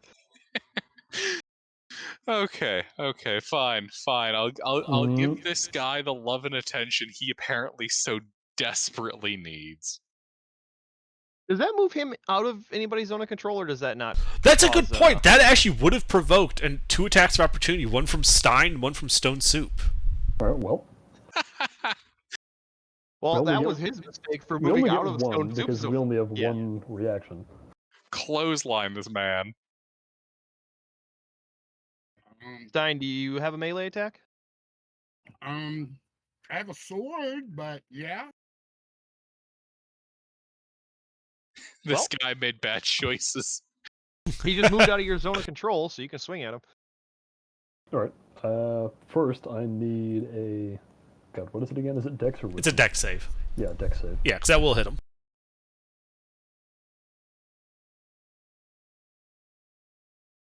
I think that passes. That Is it fails. It's a 15. Oh, right, it's 15. Yeah, and 4. So these things don't appear to be blind from Mister's nuke. They do not. I figured I'd ask. 2d6 Hasn't come up poison. yet. Okay. So 8 poison. That apparently has no effect on them. Well, now we know. And I do believe you still do the bludgeoning damage too, don't you? then 31 magical bludgeoning. Yeah, there we go. Alright, and Stein does hit. Stein, is that a magical weapon you hit him with? Yes. Excellent. Alright, so the magical physical attacks of the bludgeoning and the sword hits does not appear to be particularly effective, though they do take some damage from it. So he's slightly more rough, but still in melee with you, Lucina. And is he pretty much more bloodied? Yes, he's now more bloodied. Excellent. Excellent. So what do you do? Do I have a line between this schmuck, the bad boat, and the other schmuck? Yes. They're in a line? I mean, it's a slightly angled line, but it would clip all three of them. Would this hit friendlies? No, it would not. And you could have positioned yourself, knowing what you were going to do. I'm going to grin and stick a... You know what? I've got no reason not to burn it. A 7th level lightning bolt right up their bums. All right. So let's see. These two guys need to make dex save. And the ship needs to make a dex save, technically. I mean, how dexterous is the ship? Well, It's those pretty two fucking schmucks both dexterous, failed, actually. and the ship fails. Good old DC 19. They all fail. Uh-huh. Uh-huh.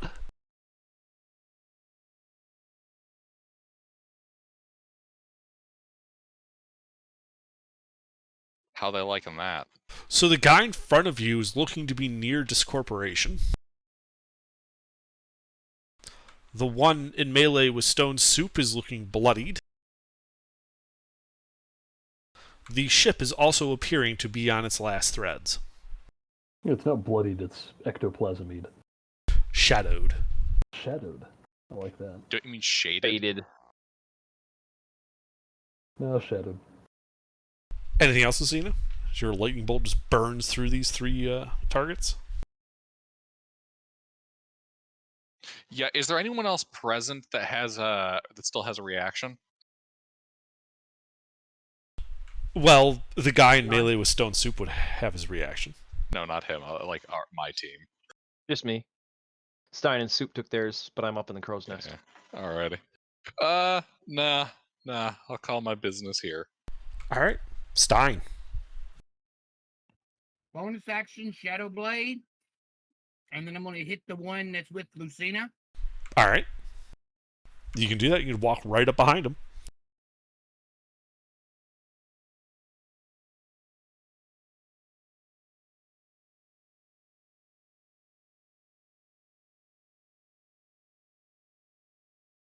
Well then. That's a crit. Nice. When I hit, I'm casting Booming Blade. So, that is my standard combo. Sure.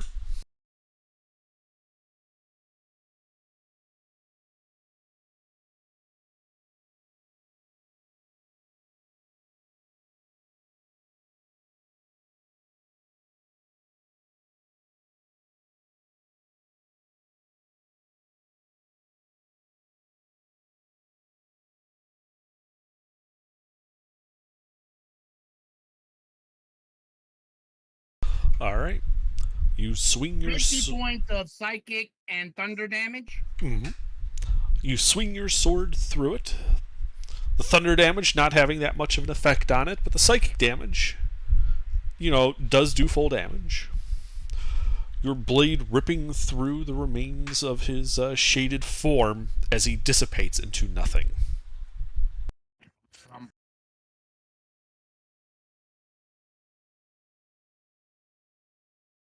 Anything else in your turn? What is the distance to the other one? 10 feet from you. I'm going to action surge and hit him as well. All right, you run into melee with that one and hit him. Roll to hit. I'm guessing you're booming blade again. Yeah.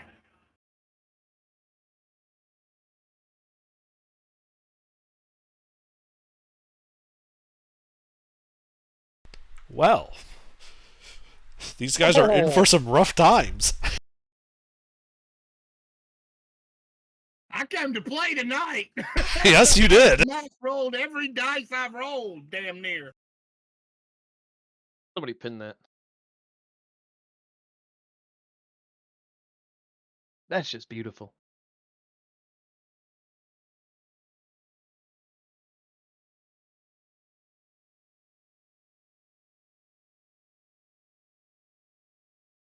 All right, 30 yeah. points of mix of the last two, the 4 and the 1 and the 4 are thunder damage. Yeah, your blade tears into him, and he looks to be on the last vestiges of his unlife. And then I'm gonna move away. Okay, he will take his attack of opportunity against you then. And I have the mobile feat. Oh, nice. All right, he can't. He is instead going to follow you as his reaction. I have 55 feet of movement. Okay. Follow me. Well, I have 45 feet of movement. I'm moving it all the way. All right, you run to like the center of the ship. This will provoke an attack of opportunity from Stone Soup and Lucina, because you would lead them right past her. Well, we already used our reactions. I don't think Lucina did. Oh, that's true. I have not.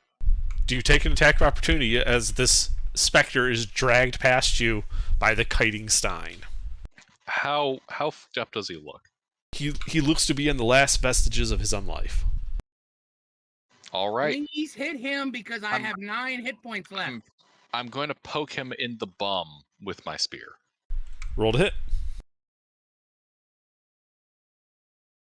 Right. Roll to... Oh, wow. It's not that bad of a roll. Did he like bond to me when I hit him? Is that why he's following me? No, I just it's think a it's thing they funny. do. As Lucina misses. It's too bad we all Shucks. took mobile and none of us took sentinel. Oh well. Oh, I only have 1 feet. All right. Anything else, Stein, as you kite this guy towards the center of the ship, him hot on your heels? Does he have that much movement speed? Yes, he does. Oh, fucking hell. Kill this thing! Do something! I don't think it's even No, that's all I can necessarily do. I don't think it has to do with movement speed. I think he just follows you. I don't. Yeah, I think it's just I he's think he glued just to latches you. on to whoever hits him and Yeah. follows him. Yeah, I mean, movement that you take outside of your turn is always abstract if you're not doing something like dashing.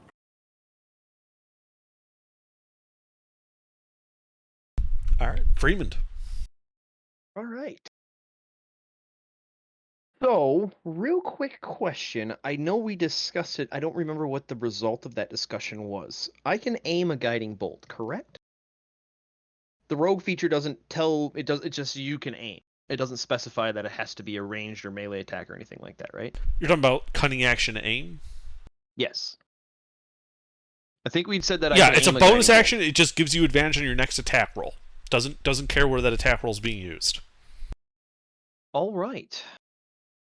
Well, I'm going to guiding bolt at the specter that is following Stein. Roll to hit.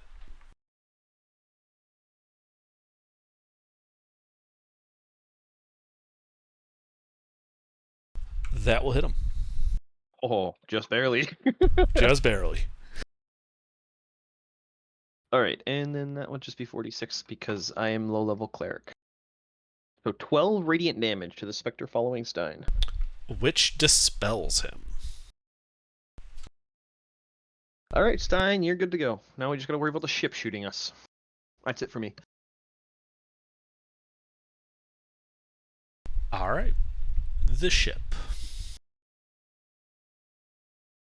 The ship is mean and bad and needs to give fuck. Somebody kill it! From 20 feet away, you see the serpentine-like figure on the front of the ship.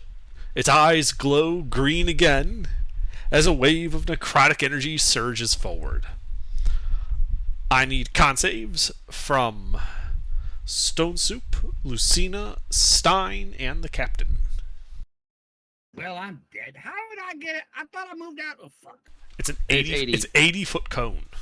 Most of the crew is going to be killed by this. So is Stein. Stein is also going to die. Yeah, you'll probably just be unconscious. The Yeah. crew even if is I going to pass it. die. Even if I pass it, I'm not going to pass it. I was gonna say, is the captain a leveled character so we could actually get him back up? Potentially. He does get death saves. Okay. Save, I suppose.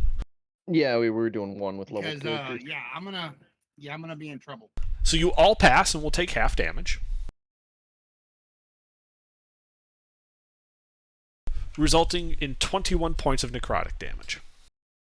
Well, Captain didn't insta-give himself, so that's I good. was unconscious. As is the captain.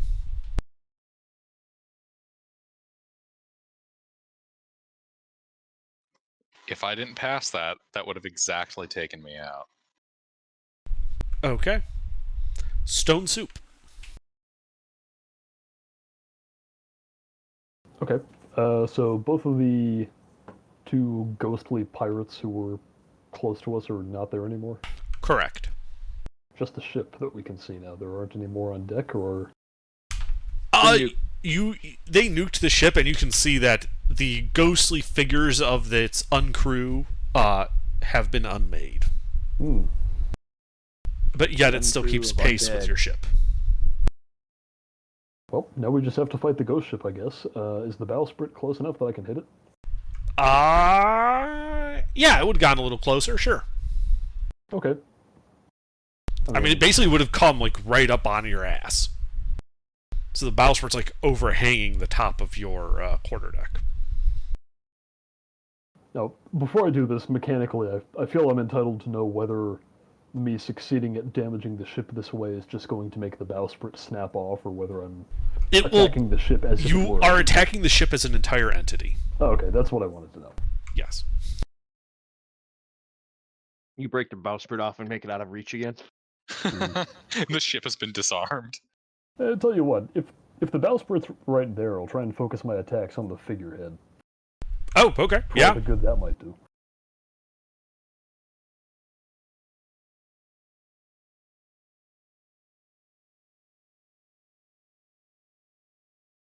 There we go. Take that bowsprit to destroy. Those will both hit. Nice. One crit, nice. Oh, it's about to get even nicer. So do you you have have to make something two special? deck deck saves saves. to make 2 deck saves. You have something special with crits? Yes. Nice. Well, it passed both of them. Passes both of them, but we still need to roll damage. Yep. Because, let's see, we got a 6 and a 4.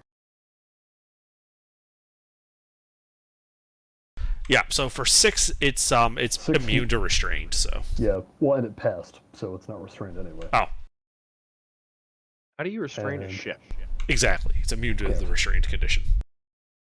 It also I don't know, cannot be grappled. It should only be immune to the restrained condition from things smaller than it. You know, to account for It's a size. gargantuan creature. There is nothing smaller than it, or there is nothing larger than it technically. Well, something the same size should be able to restrain it. Anyway. What was the other one, 4? The other one was 4. Should I which even is bother rolling? poison damage. It is immune to poison. Okay. Anyway. It still does a fuckload of magical bludgeoning damage, though. Magical bludgeoning damage. Additionally, because I crit, I get to make another attack. Which also hits. I need another deck save. Do those stack? No. Oops. We'll just... Yeah. It passed. Okay. 2. It is That not immune to is acid damage. acid. Yeah, no, it just takes the acid damage, so... 39 magical bludgeoning and acid. Very nice. Yeah. Between your 2 hits, you end up hitting the ship once. Large, like the heads of the ship seems to like start fading away like sand on the wind. You just hit it again, and there's like your ears almost pop from the sudden change in pressure as the ship is just turned to clouds of shadow, which fade in the moonlight. Oh, did the third attack not even matter? It did not, Oh, well. but it was still fun. Hmm. The ship has been dissipated. Nice. Stone Soup's so angry she attacks the air. Yep. Ensuring it didn't turn invisible as a reaction. Yeah, I'm doing that, that thing that games and enemies will do where you die, but the camera stays there and they just keep attacking the spot that you died on. Yeah. Alright, we're still in a niche, though. Indeed. Anything else in your turn, Soup? No, although I'm confused why we're still in a niche. Because there are a couple People people are down down. and bleeding out. Oh, yeah, okay. Hmm. You I can already see the used my captain. action and bonus action. Yeah, you can see the captain and Stein are unconscious, but still alive, though bleeding out. There are several dead crew members littering the deck. Okay, well, without any actions, there's not much I can do, so that's it. Okay. Lucina? Alrighty. So, boat is remaining. Boat is dead. Boat is dead. Okay. Just heals. Just heals. Okay. Who is currently down? The captain, Stein, and then like half the crew. Are the crew salvageable? I mean, let's just say that you're either going to need a higher level cleric or a necromancer. Where's Burger? Okay. Yeah, indeed. Where's Sleuth? He does both of those things. Alrighty. Yeah. So in that case, I shall bonus action healing word. Which one's closer to me, Stein or the captain? The captain. All right. I will bonus action healing word Stein and then attempt to stabilize the captain. Okay. So roll the healing word. I can get the captain.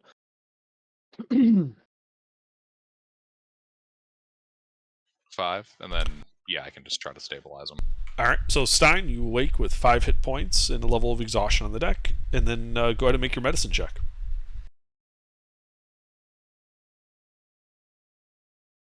You stabilize the captain.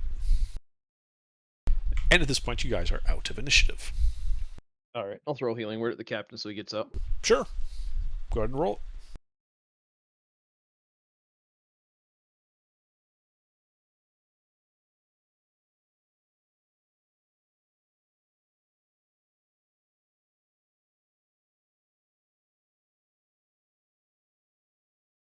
Yep. Captain gets up, groggily looks about, and you hear him mutter, not again.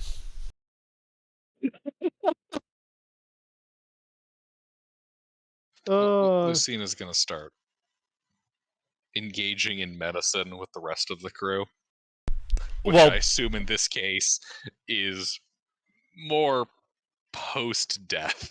yes, it is. The crew Casting ceremony. did not have the yeah, there's casting ceremony repeatedly. Yeah, that's what Lucina will do. She'll start with the ceremonies.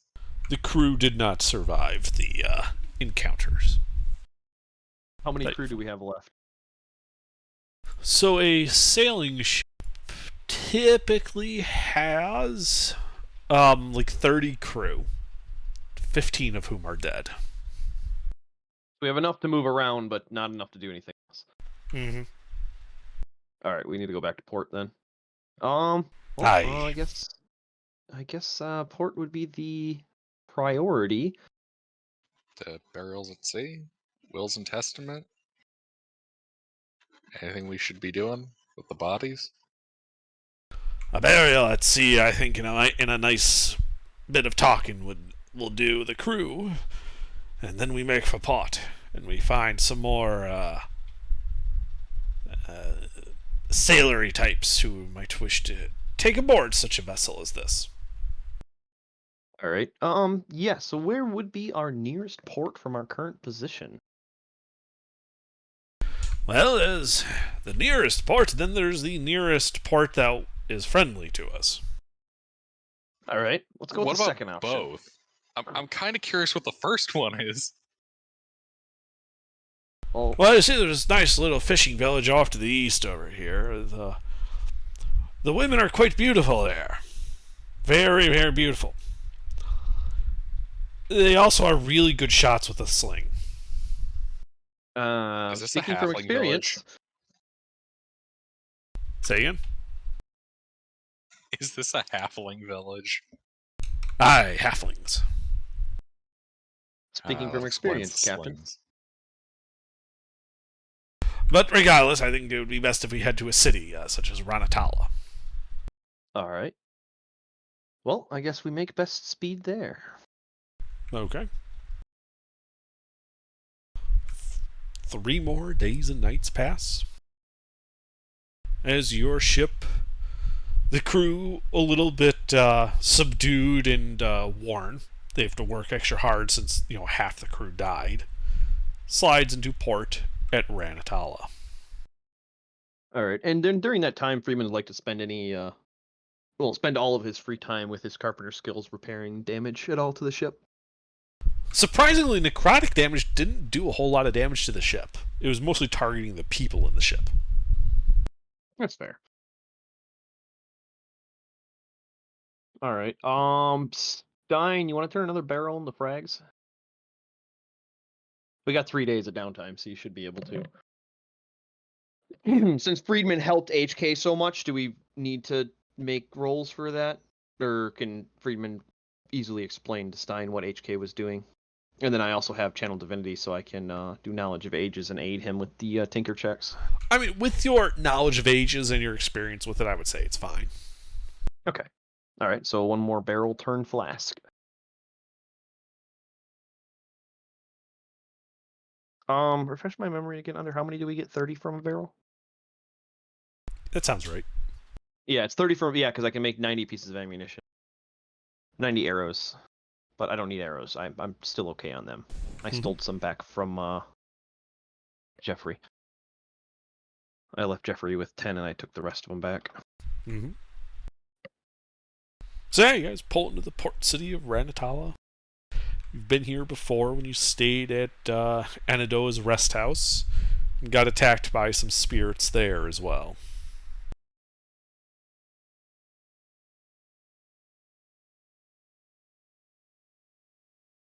Is there anything in particular you guys would like to do in town, or you just wait the 3 days? I'll say Lucina can go perusing, get more able-bodied members for our crew. The captain's capable of doing that in 3 days. You don't have to help recrew the ship. They got that. All right. I meant if there was anything you guys wanted to take care of while you were in town, now would be the time to mention. Otherwise, we're just going to skip forward 3 days. Do they have large quantities of silk rope here? Yes. All right. I would like to buy another 2,000 feet of rope, just so we have a little extra in case something happens. Okay, sure. Actually, screw it and just buy 5,000. That way we have 20,000 total. All right, you buy out their supply of silk rope. There's no more left. You bought it all. All right. Lucina, can you take off 1,000 gold or 100 platinum from whatever the current chest money is?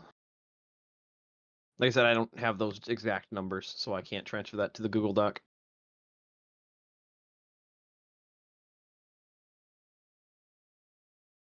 Gilbert, here?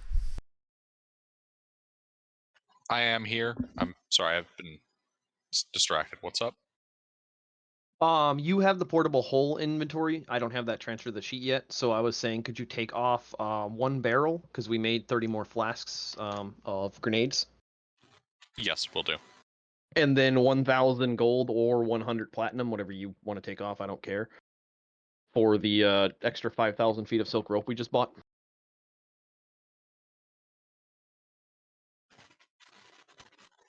Okay.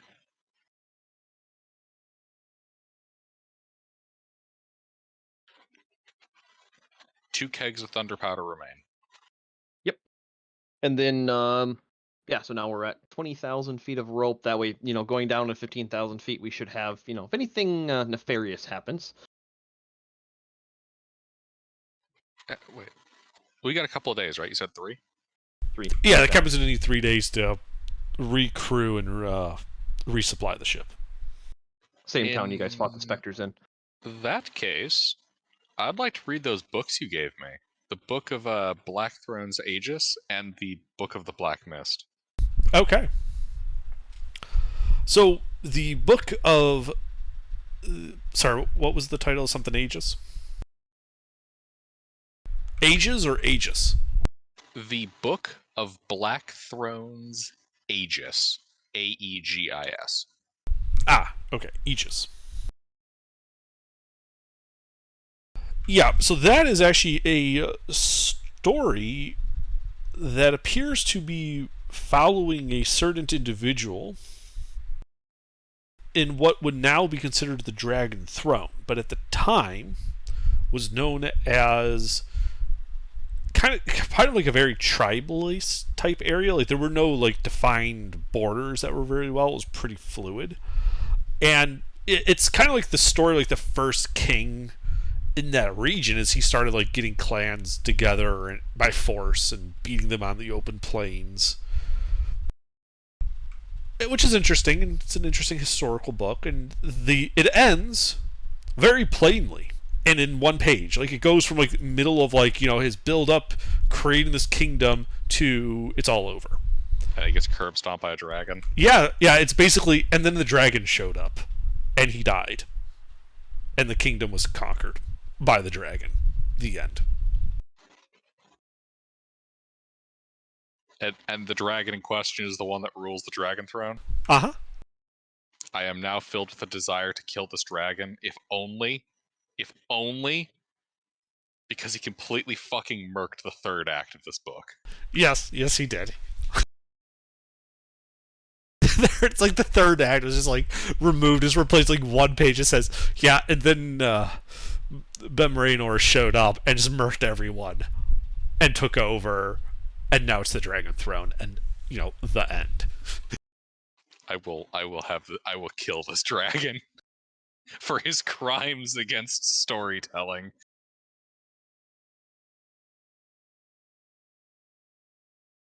The other book, you said it was The Black Mist? The Book of the Black Mist. Ah, The Book of the Black Mist is another. This is less of like a narrative story, more like a journal, and it details that it uses names that you don't recognize for the ocean, but you are able to eventually figure out, reading this, that it's referring to the Wasiago Ocean. And that strange phenomenon appear to occur at certain times in the Wasiago Ocean. Of a fog of black mist, specifically, which is what this book is about. And how their ship lost its way as a result of this mist. Like it hid the stars from them. It took 4 days for the fog to lift.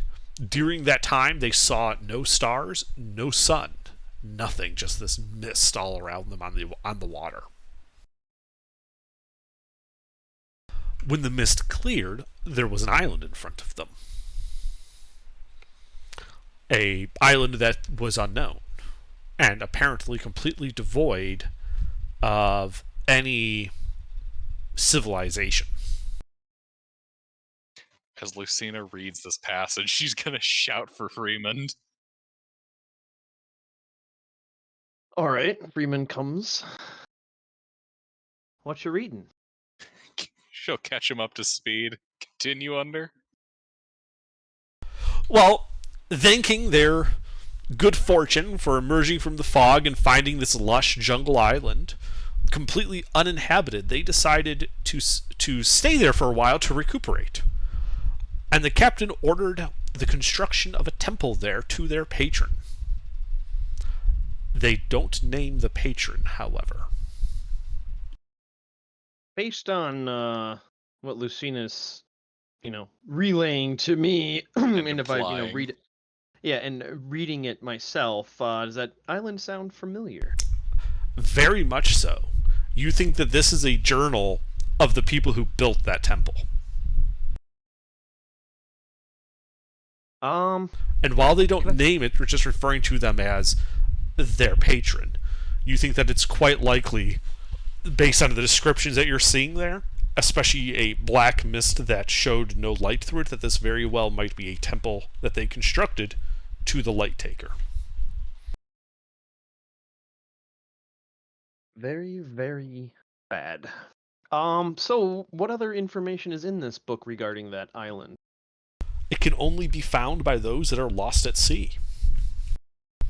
It cannot be mapped, as its position is not fixed, but appears only to those who are desperately seeking any type of refuge while lost at sea. And you get the feeling that this is the type of being that would say, oh, you want any type of shelter? Well, I've got a deal for you. I'm all bubbly now. Indeed, that was an exciting turn of events. Indeed. All right. Well, right I back. guess can I best date it? Being a historian and reading the entirety of the book myself, because I'm assuming it wouldn't be that hard to read through. Mm-hmm. And the 6 days that we have essentially of downtime of sailing and Well, in like the the spell scrolls and the other book, and that dungeon you found this in, it dates from the time of the Union of 28. so Flying Cities. Yes. All right. Actually, just out of character, how long ago was that compared to current date? Like in terms of centuries is fine. I want to say we said... I'm just double checking my notes here. Yeah, I'm just looking to see like how old this is. Because I know we've referenced that point in time, but I don't actually know where that point in time is. Right. It was like 800 years ago. Okay. Like that's when the cities fell. Okay. Well, I guess. 1 second.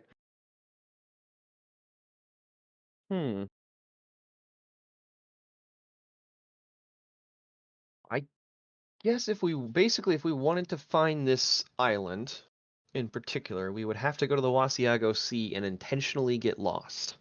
That's what I'm gathering. I don't think we have to go to the Wasiago Sea. We simply need to be on the sea and get lost. Yeah, I don't want to get lost quite right now. Right. It just... I mean, we got to go back to Javiet and talk to Nivi anyway.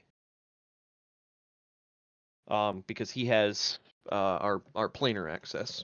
Since we helped him out with his demon cult problem there, we can well, this is all out of character, but yeah, it's basically Freeman had made the deal with him one-on-one that if we helped him with that little problem he had with the other council member, he'd be able to give us access to the demiplane that Khaleesi lives on.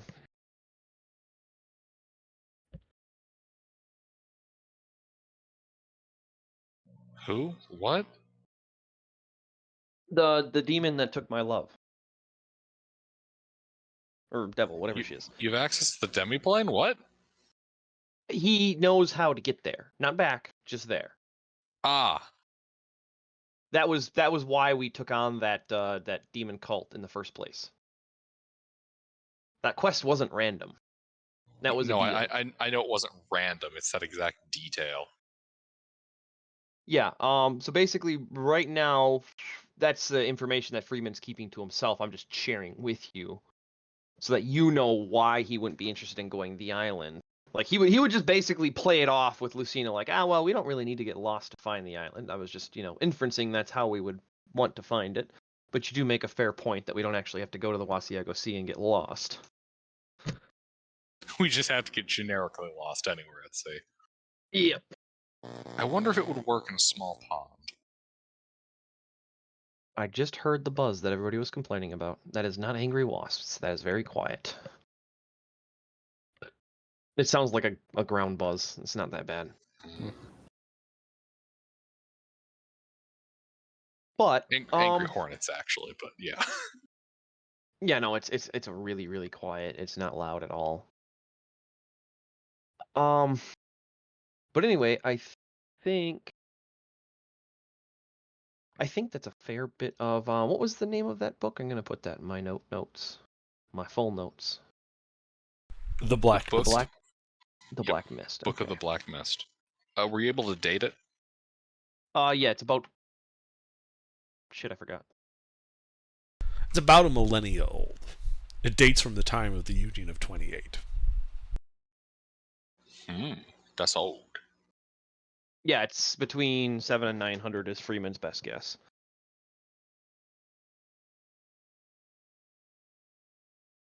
Zisa, not Khaleesi. I don't know why I said Khaleesi. Different demon. Okay. Yeah. I don't know why I picked that name under. It is so hard to pronounce. It's not that bad as far as, devil names go. We're Yeah. talking the one that steals people's light bulbs, right? Basically, she how her little deal works is she guarantees the lost party's ability to get home in trade for one party member's soul. Right. Right. But And the she epitaph does so. was the light taker, right? Yes. Yeah. Right. So she steals people's light bulbs. Yeah. Essentially, yeah. She takes their soul in trade for everybody else's freedom. And she does so in such a way that it's not immediately obvious you're making a devil's deal. Like, she's not your typical crossroads demon. Oh man, she's got no respect for traditions.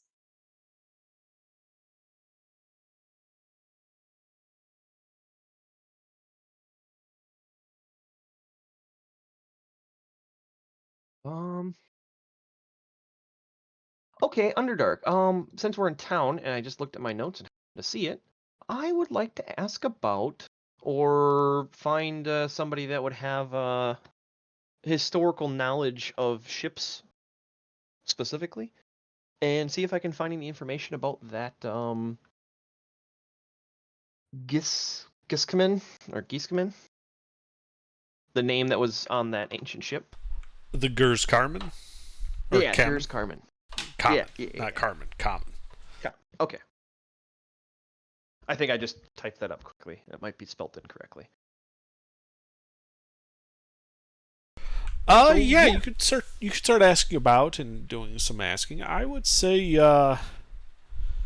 this would involve some like carousing type activity, some research. So I would say you need to make a persuasion, an insight, and an investigation check. All right. Could my personal knowledge of history help me on any of those checks? I would say it would give you advantage on the insight and investigation checks. Okay. All right, I'll roll those two first. Insight.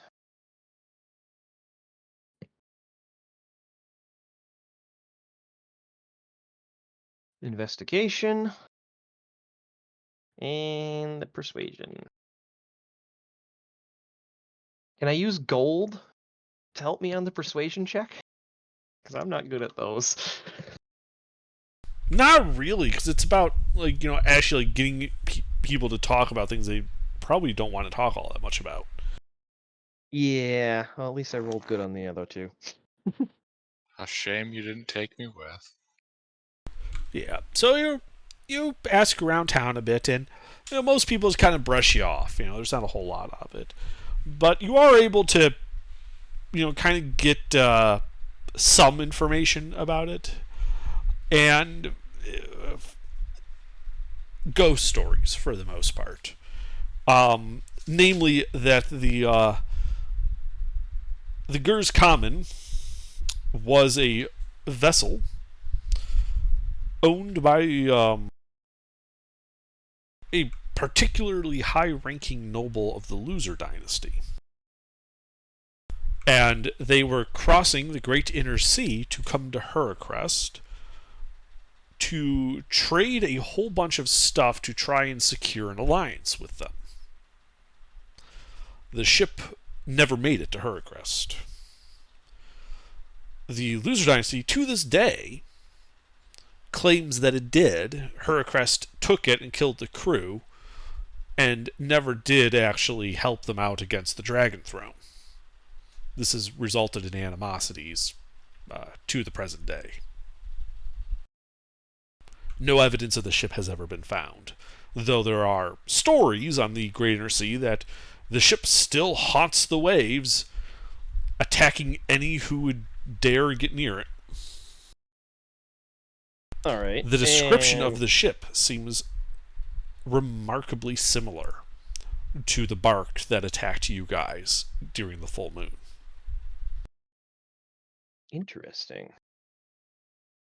The plot thickens. And you said the oh well no, that was the Wraith down in the game show. Did the specters on that ship look anything like the ones that they fought in the bar? No. No? Okay. Different wraiths. Alright, so based on the position of that ship where we found it, the wreck, Mm-hmm. would that be on course for the described route? Yes. So it did sink at sea. More than likely. It definitely sank. You found the shipwreck underwater. Now, whether or not that occurred, as a force majeure, or whether Heracrest sank it, too old. Yeah. was not determinate. How old is this story? Like, how long ago did this happen? This is like a story that goes back a couple generations. It's kind of like an origin story, a fable the people of Heracrest kind of tell us for why Heracrest and the Loser Dynasty don't get along. And hence the in the region overall, jokes about trade are common to ease tension between nations, like we were seeing in Havia. Yeah, that's kind of why there isn't a whole lot of trade traffic on the Great Inner Sea. The four, but really only 3 seafaring nations on its borders don't get along because of incidents regarding it. So Mighty suspicious. yeah, where we found it was near that central point, not directly on it, but near it, close enough that that central point might be causing the actual strife. Well, also note that the Not Aboleth game show was also found directly beneath the wreck. That's a fair point. That's something you could probably ask about. Me? Is the Aboleth name, or the name that we knew? Oh, Is that under what the that Aboleth was called the themselves? legacy of Yulch. Oh, yeah, that's right, Y-L-C-H. Ilch. Yeah. It was pronounced Ilch. Ilch. Wait, No, is you it- you misspelled loser. Oh, that was just, yeah, I know.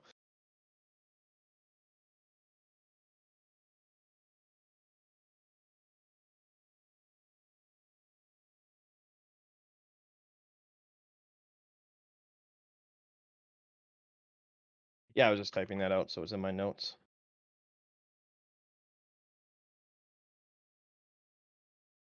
What about the prayer carvings? The Friedman would have been able carving. to. I have it in my notes as ancient ship with prayer carvings. Oh, those are just what people would carve onto ships to kind of invoke the benediction of the gods. It's pretty normal. Oh, okay, so it's a common good luck charm kind of thing, Yes. like breaking a ship. They from were a on bit bow. excessive on that ship, but the carvings themselves are present even on the Glorioso. There's not as prevalent. Okay. Wait, you said the ones on the... How the fuck is it pronounced? It's common. The Gers Common? Gers Common. The Gers Common had excessively prominent, wordy benedictions? No, they had a excessive amount of them. Like all of the surfaces of the ship, like inside, were carved with these. Like whoever owned this ship was exceptionally pious or exceptionally God-fearing. Hold on. Given what's occurred here, at the perfect image.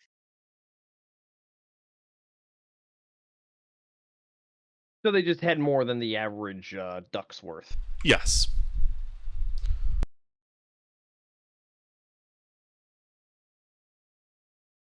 But it was mostly just like, entreaties to the gods to invoke their protection and their safe journeys and all of that and good fortune. didn't seem to have helped them all that much. I found a picture of the captain.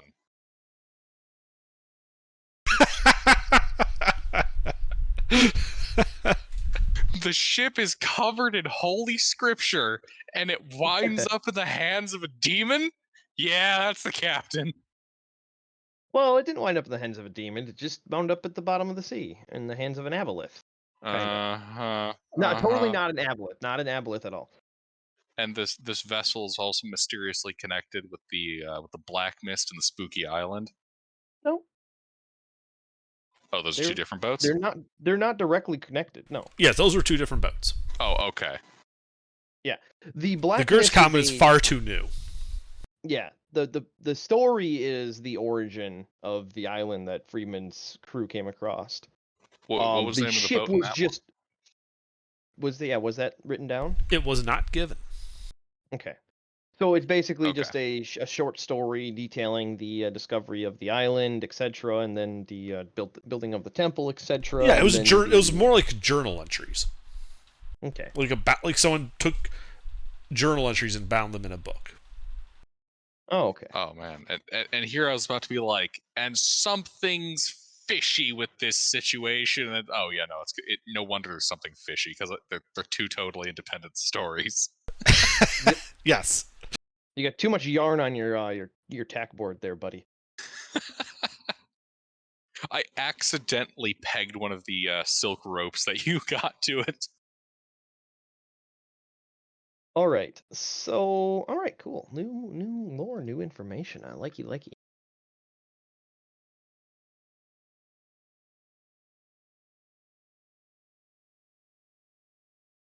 All right. But if there's nothing else that you guys are doing in town, the 3 days will pass pretty much uneventfully. There's no weird outbreaks, no undead attacks this time. The mages just kind of walk around town doing their normal mage type stuff.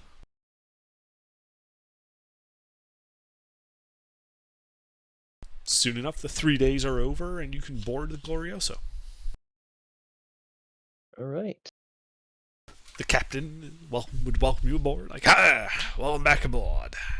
As you can see, we got some new faces. But don't worry, I picked them all out myself. They'll get you where you need to go." Oh, Speaking actually, of which, where do you need to go? well, I think we're gonna go a little bit more on the surveying strip. I forgot. While we're in town, could we do some sample sales of the tentacles and the seaweed? Not the ink. We're keeping that secret. But just see if we can find some chefs that would be interested in buying a ridiculously spicy tentacle, or some dyers that would be interested in some very vibrant pink seaweed.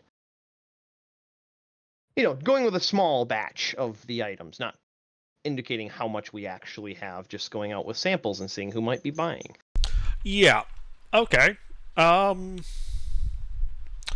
Yeah, listening I with think me? that, this will be some checks involved. Let me just double check. Let me consult the book.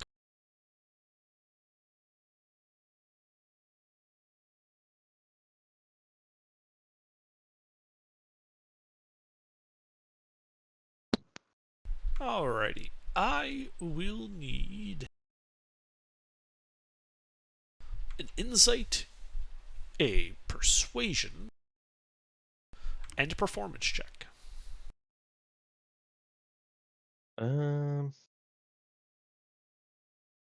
How's your performance, Lucina? Performance? Yeah. Let me scroll up and check. Plus 11. I was gonna say, you beat me on all of those rolls then. So, Do you want me rolling something? yeah, all three of those. Insight, persuasion, performance. You're higher than me on all three of them, so it makes more sense for you to be doing the talking. Insight? Okay.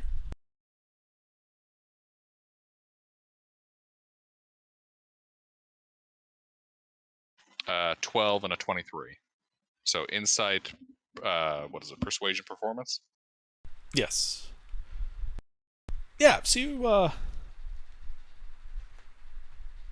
go around town a bit.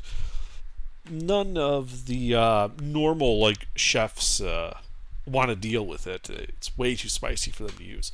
But you do find a gnomish wizard whose name is Cook, but he insists he's not a cook, but thinks that he can make use of it for some potions, and he offers to buy it from you. How much of it are you trying to sell? I would say that we would only have like maybe a 2-foot piece of the small end of a tentacle with us just for sampling. We're not indicating how much we actually have. All right. He would offer you 50 gold for the 2-foot long tentacle. All right. That seems fair. Although I am kind of curious what recipe you're cooking that into. He says, "Oh, I'm not. I'm using it to hide the terrible taste of some potions. Huh. If I make it ridiculously spicy, they won't notice it." Yeah, well, I mean, a tiny portion of this would do the job. I can see where you're going with that.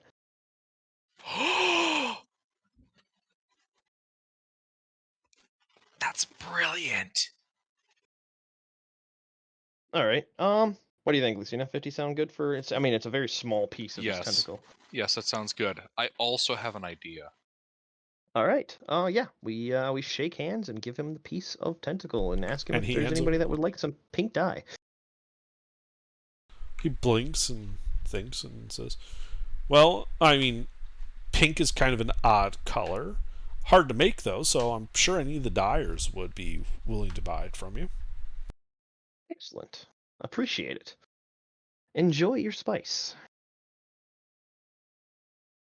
I don't mind the taste of the potions. This will be somebody else's problem.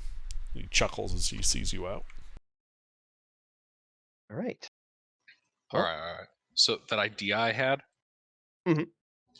Well, one of a common problem that plagues adventurers of all types is being swallowed whole by creatures. Oh, make some spicy. Some spicy. I guess what would you call that? Apply Like, capsaicin directly to the palate. make some spicy like lotion. Uh-huh. Well, or just like pour it in the creature's mouth, or quite frankly, I imagine enough of this concentrated in their stomach is going to have some unpleasant effects. Spicy Yep. lotion. Yeah. You could call it Old Spice. All right. On to the dye traders. And how much of the dye are you trying to sell?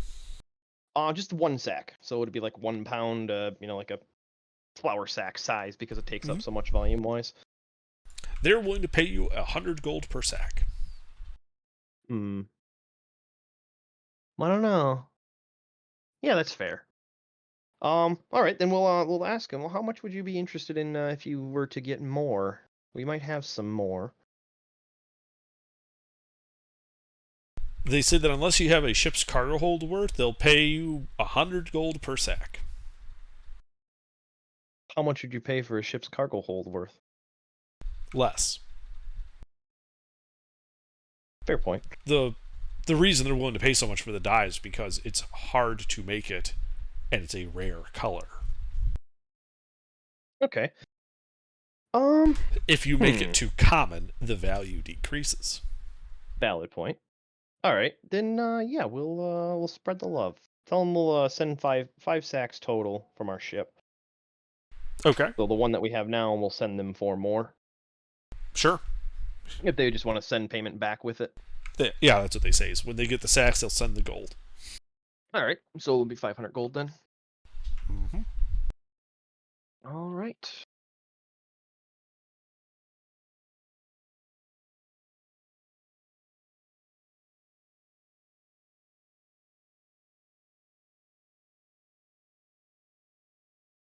All right, cool.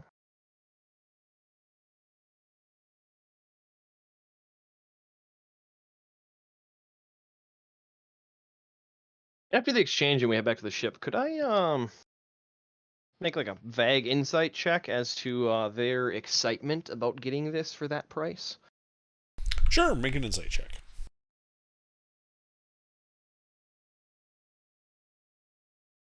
Like their willingness to try cornering the market, so to speak. Oh, they absolutely intend to try to corner the market with this. Like they're, even if you end up selling to other dyers later on, the fact that you gave them this potent dye in a rare color and sold them 5 sacks worth is going to allow them to kind of get like the jump on their competitors.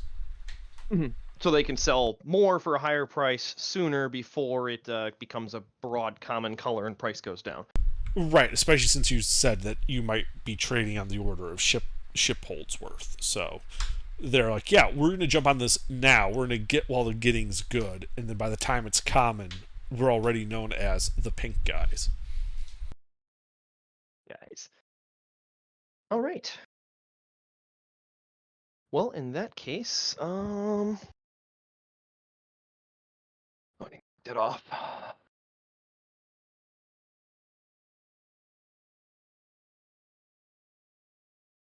Oh, how long is one of these octopus tentacles? And then rough inside, outside, or well, not inside, just like the thickest point. How wide across is it if we cut it at the base of the body? And then how long is it? Just so we have an idea volumetrically how much spice we're dealing with. Oh no, you can jump back in. There's no limitation on you hopping in, mate. More than welcome to hop in. Let's see. So this was a lot. These were huge creatures. Yep. So the tentacles at like the base would probably have been, I want to say, like 6 inches in diameter. Okay. And then how long? Each tentacle probably, I'm going to say, was 10 feet long. Okay. Yeah, like I said, I just wanted to, so since it's a finite resource currently, having a known volume is my forte. Yes. 6 inch by 10. All right. And we have, I've just marked one off of the 16 for us experimenting with it with Cookie. No, I'm going to miss Cookie. Yeah, he died. Oh. We could, Freeman. I'm sorry, what? Cookie died? Freeman. You wanna bring Cookie back? We have money to bring Cookie back. All right. We didn't bury Cookie at sea. We have the finances to bring Cookie back.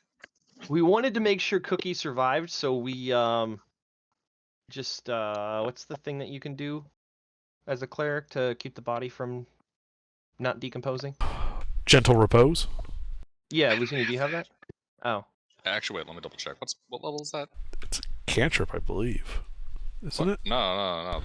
That's not a cantrip. You're thinking something else. I am thinking something else. It's a 2nd level ritual. Oh, I do have that then. Is there anybody I else don't in the have crew we want to? I have spell It slots. was I got oodles. it was the only named character. So Cookie was the chef, right? yes. How Yeah, did so we Cookie could have die? gentle reposed his body and then paid to have him restored. How much would that be for the 6-day wait? What spell would we need for that? I'm going to say that because of the delay in thinking about it, you would have missed the revivify window, so you would have needed Raise Dead. Okay. Casting of Raise Dead at the temple costs 800 gold. Done. I still have over 1,000 in my pocket money from from all that. So yeah, Cookie comes back. He's very happy with this. So is Captain Tillman. Yeah, he's Good a cooks named are hard to character. We find. gotta keep him. He's a named character. We gotta keep him alive. The most basic of named characters, but he is a named character. Yeah, and he immediately starts making sure that the captain has sufficient levels of lard on the ship.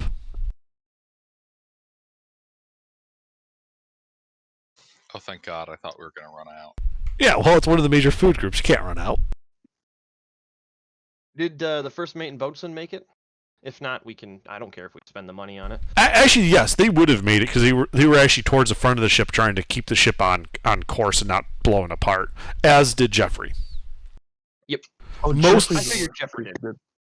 I figured Jeffrey survived because you said he was at the front of the ship before that all happened.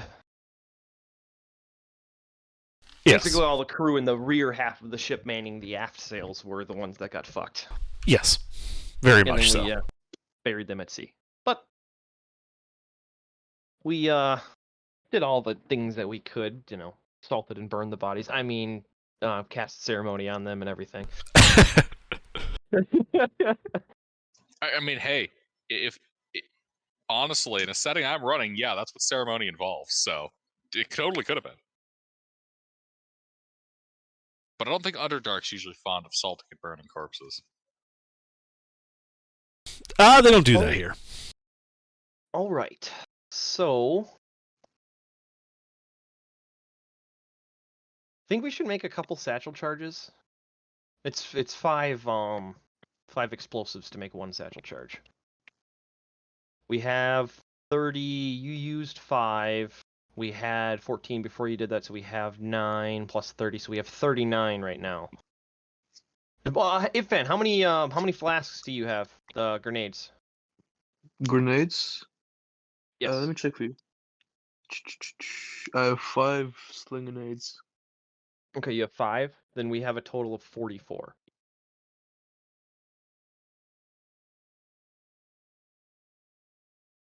Because I'm good on thunder ammo. I don't need any more arrows. I took some back from Jeffrey.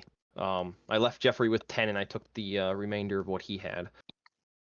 Because originally I was planning on him going with the party all the time, but I think he's found his home. But I don't want to leave him without, because he really liked those thunder arrows. So leave him with a couple. But anyway, so we have 40. So we let's make 2 satchel charges. So that would leave then 20 in the bag of holding, mister. All right. But aside from all of that, we got Cookie back. Let's set sail to survey the northeast of the bowl. Like, based on the distances from that central point, we're going to try doing a circle around that point, taking depth measurements to 20,000. So we'll head back to basically where we left off and kind of just go around the entirety of the circle, if that makes sense. Okay. So you're just kind of following that perimeter of the 15,000 foot break. Yeah, basically like from the initial depth measurements that we took on our first survey run, how we kind of had it, like we had a curve, we knew it was curving. And with that and that central point that I had done the math to figure out where it was, using that central point as a reference for the circumference that we would be following. Just taking a depth measurement at roughly equidistance from that point in a circle. Okay. So one thing you would notice, or find out doing that, as you're circling about, is that the shape is not perfectly circular, right? There's that little, you saw that on the map, that little peninsula jutting north. In the center of that area, the depth you measured was 16,544 feet. And that's the deepest we've seen so far. So That far, would've been while the you great- continue your perimeter sweep, which goes then back up the shelf to 15,000 and shallower. Yep. Basically, yeah, I'm trying to draw a circle so we have a better rough idea of where this the sweet spot is at 15,000 that we've been finding all of these resources. Obviously, there's probably more at deeper depth, but so far we've been rather lucrative at that 15,000 mark. So basically, yeah, trying to map that border that you have drawn as best we can. And it takes you about 20 days, but you are able to effectively do that. All right. And then I think, well, hey, mister, we now actually know what the rough shape of the bowl is. Sweet. Is the So- ball bowl-shaped? Not really, actually. We would find that it's more elongated in one particular direction, with that high spot to the northwest. Can you mark it on my map? Doing so. 1 second. I'm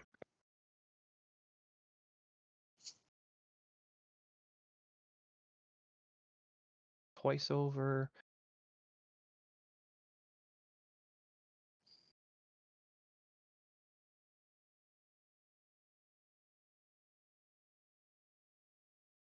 We would have been in.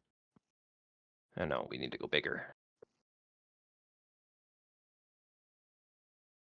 Well, actually, because we knew that we knew the eastern edge, so we actually would have only used that for better information. Because essentially, we would have kind of taken this path. That's about because we went so far to the east that we would have had a really good read on that edge, and probably Yeah. I would have used that measurement. So Yeah, you would have been able to make us. You probably would have gone out a little bit further west, just kind of following that 15K breakpoint. You know, not quite a perfect circle, but rather just kind of conforming to the terrain a little bit more. all right, that's fair. But yeah, eventually you would. Like I said, it takes about 20 days to do that, and you would have ended up back at, basically at that first diving point that you made.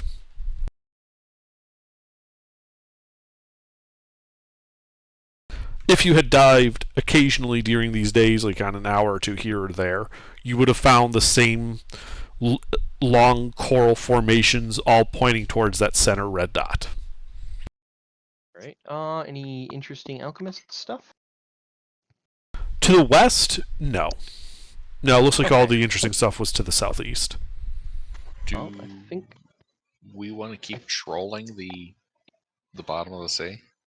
no, I think honestly, based on what we found, especially that pink stuff was that bottommost, correct? That was at the second position. Oh, the one above the black line. So that little shelf. I believe so, yes. Oh yeah, you're right, because that was the shelf. You're like it goes to nothing. I think honestly we should dive. That is not the correct order of operations that I wanted, game. What did I just do? Shit.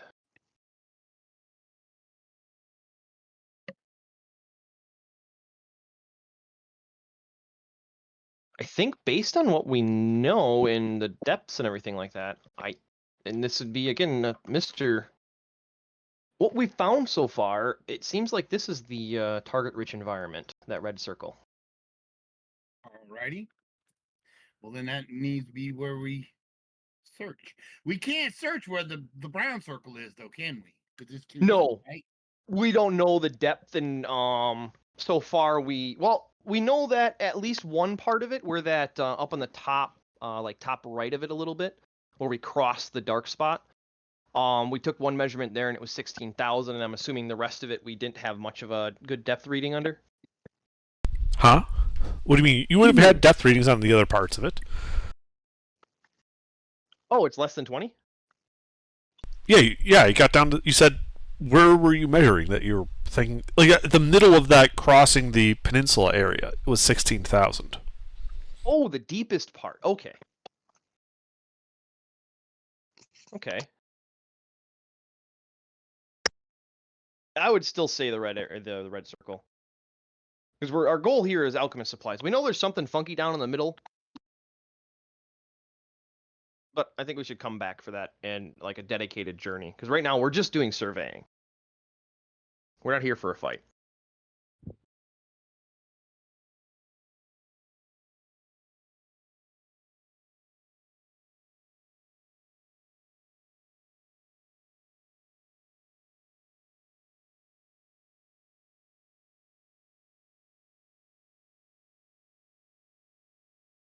Well, mister?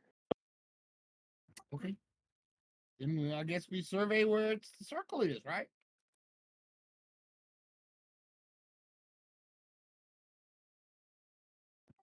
Yeah, okay. So you do some basic depth surveys in that area, spending another 7 days doing that. You find that the depths vary between 12 and 14,000 feet in that general area.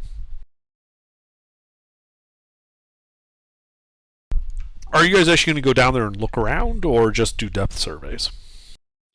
Well, we know it's going to be shallower-ish, so we could probably go down every depth survey. Take the depth survey and then go down, so it'd be at the 2-hour mark into the day.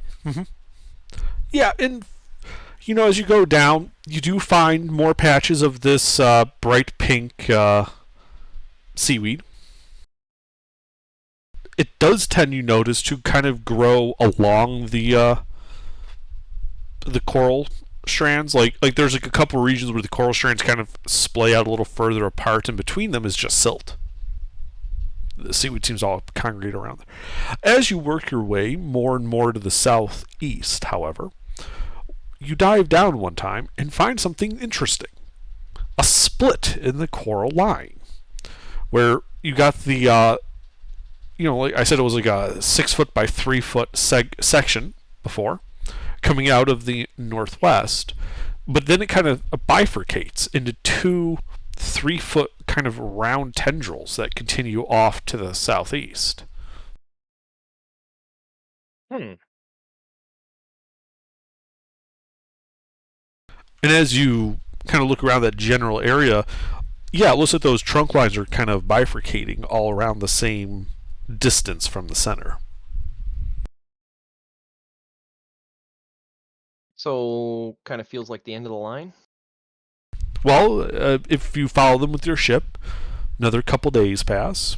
You dive down, it bifurcates some more, getting smaller each time, till finally, towards the end of your circle that you drew, the depth is only about 12,000 feet. You find that the now only instead of being measured in feet, you would be measuring them in inches. They're like 4-inch diameter, almost vine-like coral tendrils on the sea floor. Terminate in large, bulbous, glowing pods that glow with a gentle pink radiance under the water. And surrounding them, like as far as you can see, illuminated by all the light, is this pink seaweed. Same color that the light is glowing.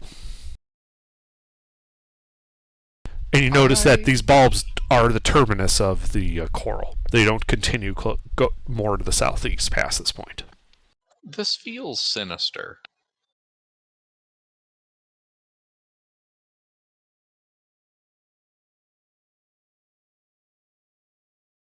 Yeah, these are the end of lines, and this pink seaweed is associated with this coral now. So in terms of other fauna, flora, etc., rock formations, nothing? Just the pink Nothing seaweed unusual. and the coral. Nothing more than you would Okay. expect here. Occasional fish, So that type of thing. Crabs. So nothing alchemical. Not more than the dye, no. Lucina will put the light cantrip on the very end. On the bulb? Yes.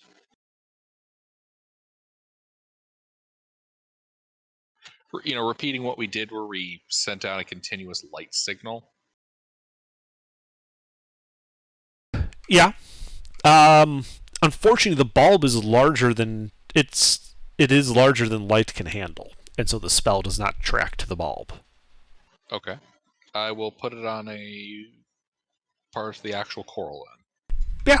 Which then begins lighting up, shooting off away from the bulb. It doesn't actually go towards the bulb. The light racing to the northwest until you lose sight of it. And we're 12,000 feet down? Yes. Do we want to hang out here, guys? See what comes? It might be a bit. We're really far from the center point. We're near the outside lower edge of the red circle. Wait, hold on. Do you have a way to scry, Stein?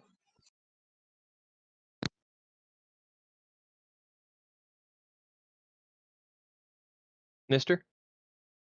Yeah. What kind of divination do you have?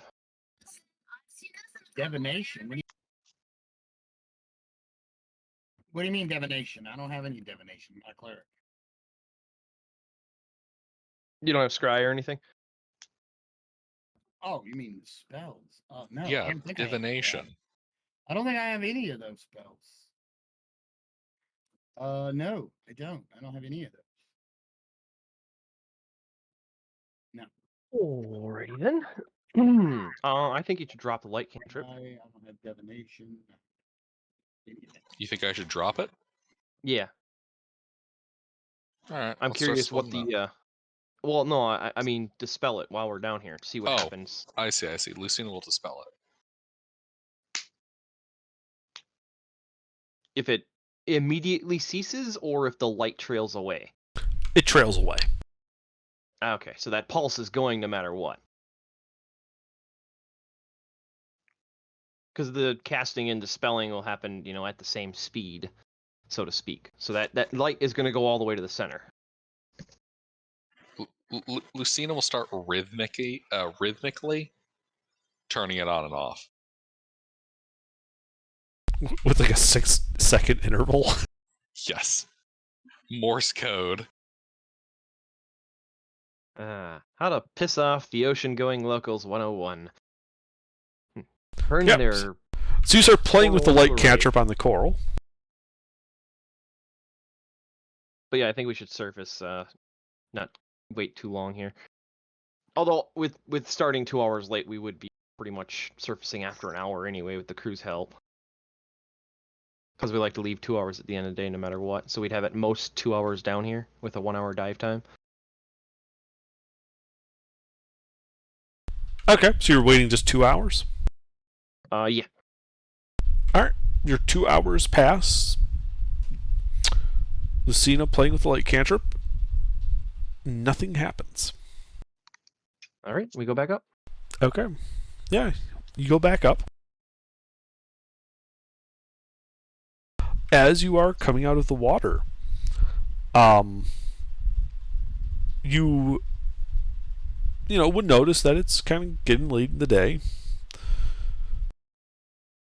The crew does not appear to be particularly excited, but they're happy. Don't know where I was going with that. Sorry. Hey, they're getting paid and they have rum. They should be more than joyous. Insight check. Insight check the DM. Oh, you wish. And the crew. Sure, insight check the crew.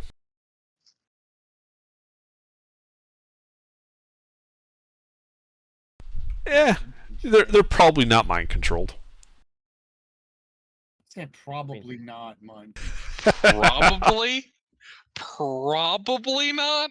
Well, I mean, they're not acting any different than when you left port. So if they are mind controlled, they've been mind controlled since you left the town. That tracks. That's our fucking luck. Alright, so we've got non-mind controlled crew members that seem okay. And we should make best speed away from this place. And honestly, I think we got the most that we can get for surveying, because from what Under's told us, every time we've gone down, we've only found this pink seaweed and this coral. So in terms of alchemical supplies, we found nothing new in all of our ventures. However, It is a novel dye. Indeed. Yeah, I We- jotted down that we took up another 150. Well, took up a total of 150 bags. So we have discovered something more interesting than alchemy components. yes, some sort of What's at the center? Occupy society. Yeah, something at the center of this. That we Yeah, can't what's get at to the yet. center? All right, let's head for the center point and take depth readings as we go to see how deep it gets. Okay, I'm gonna hit the bathroom. sure. You spend another, let's say it'd be about 6 days of travel to get there. And yeah, once we get to the 15,000 mark, start taking like where we know it should be. Start taking depth readings. Yeah, you start taking depth readings. It's getting deeper and deeper. As you approach the center there, your depth readings level out a bit at around 17,000 feet down. Glad I bought that extra rope, and I'm glad I decided to get more. So 17,000 feet down. Yes. Correct. Do we want to make the dive? We have enough rope. Peter, you here? Yeah, I'm here. Mm, Do we want to make the dive? We can reach the center. Sure. I'm all for diving down there. There's something there. There is something there. Obviously. You just don't know if it'll be good or bad. So, Well, based on the fact that we broke their coral and they sent angry octopuses at us, probably going to start off on rocky grounds if they do have a diplomatic society down there. well, if they do, we're going to need the charisma characters to step up because do not let Stein talk to these people because he will see them as experimental stuff and yeah. You misspoke there. You said characters.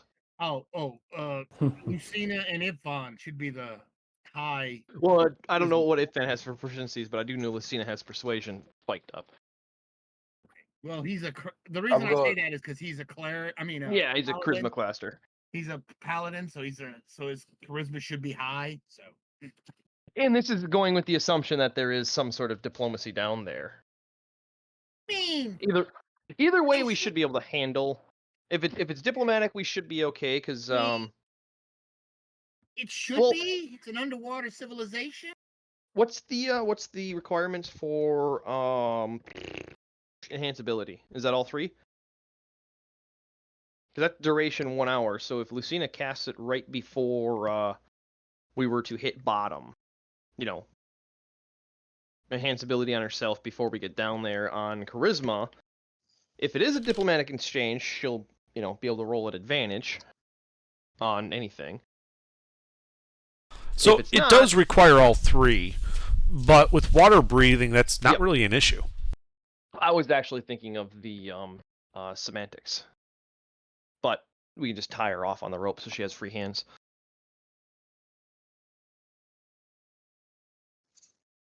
I mean, an underwater civilization. Yeah, I Are was we on my thinking the stats, same. By the way, I have 10 in persuasion and 10 in intimidation. Intimidation doesn't come up too much. It'd be more of deception. Deception, I've only got +5. Yeah, you have your base. I have the highest deception. Naturally.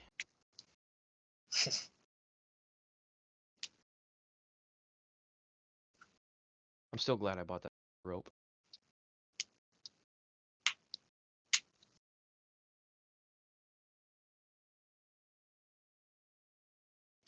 I'm back. All right. Well, you're the last vote. So far, we are all A's for making a dive at the center. We're there. We have enough rope. It's 17,000.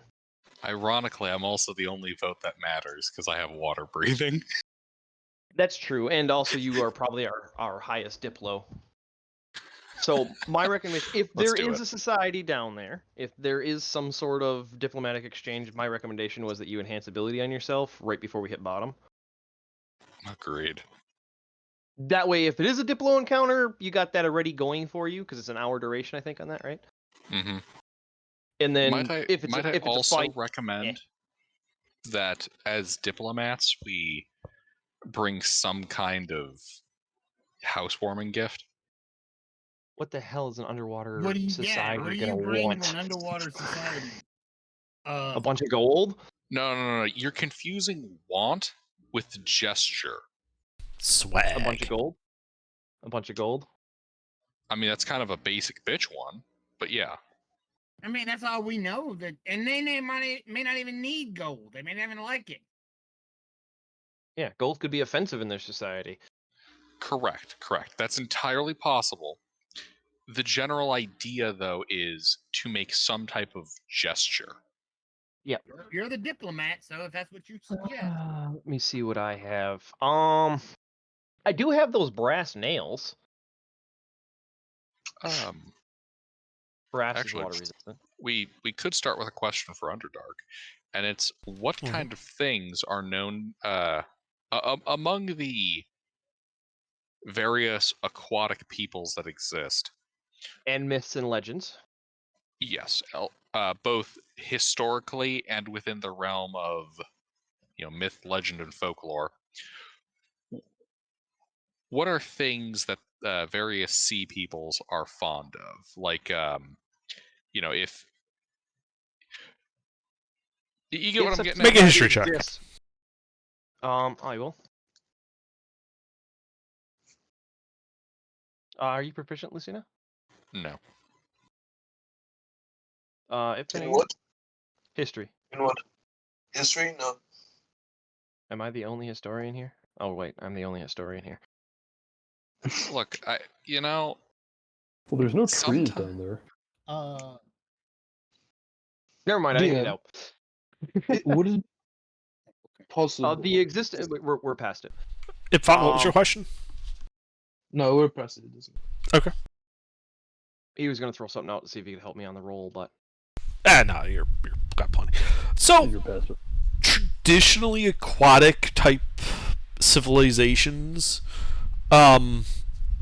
they did not have as easy and readily access to refined metalwork. So things like steel or bronze, things finely worked in those metals would typically go over well. They would also generally look upon like everyone in the world would look favorably upon magic items as gifts, like items of power.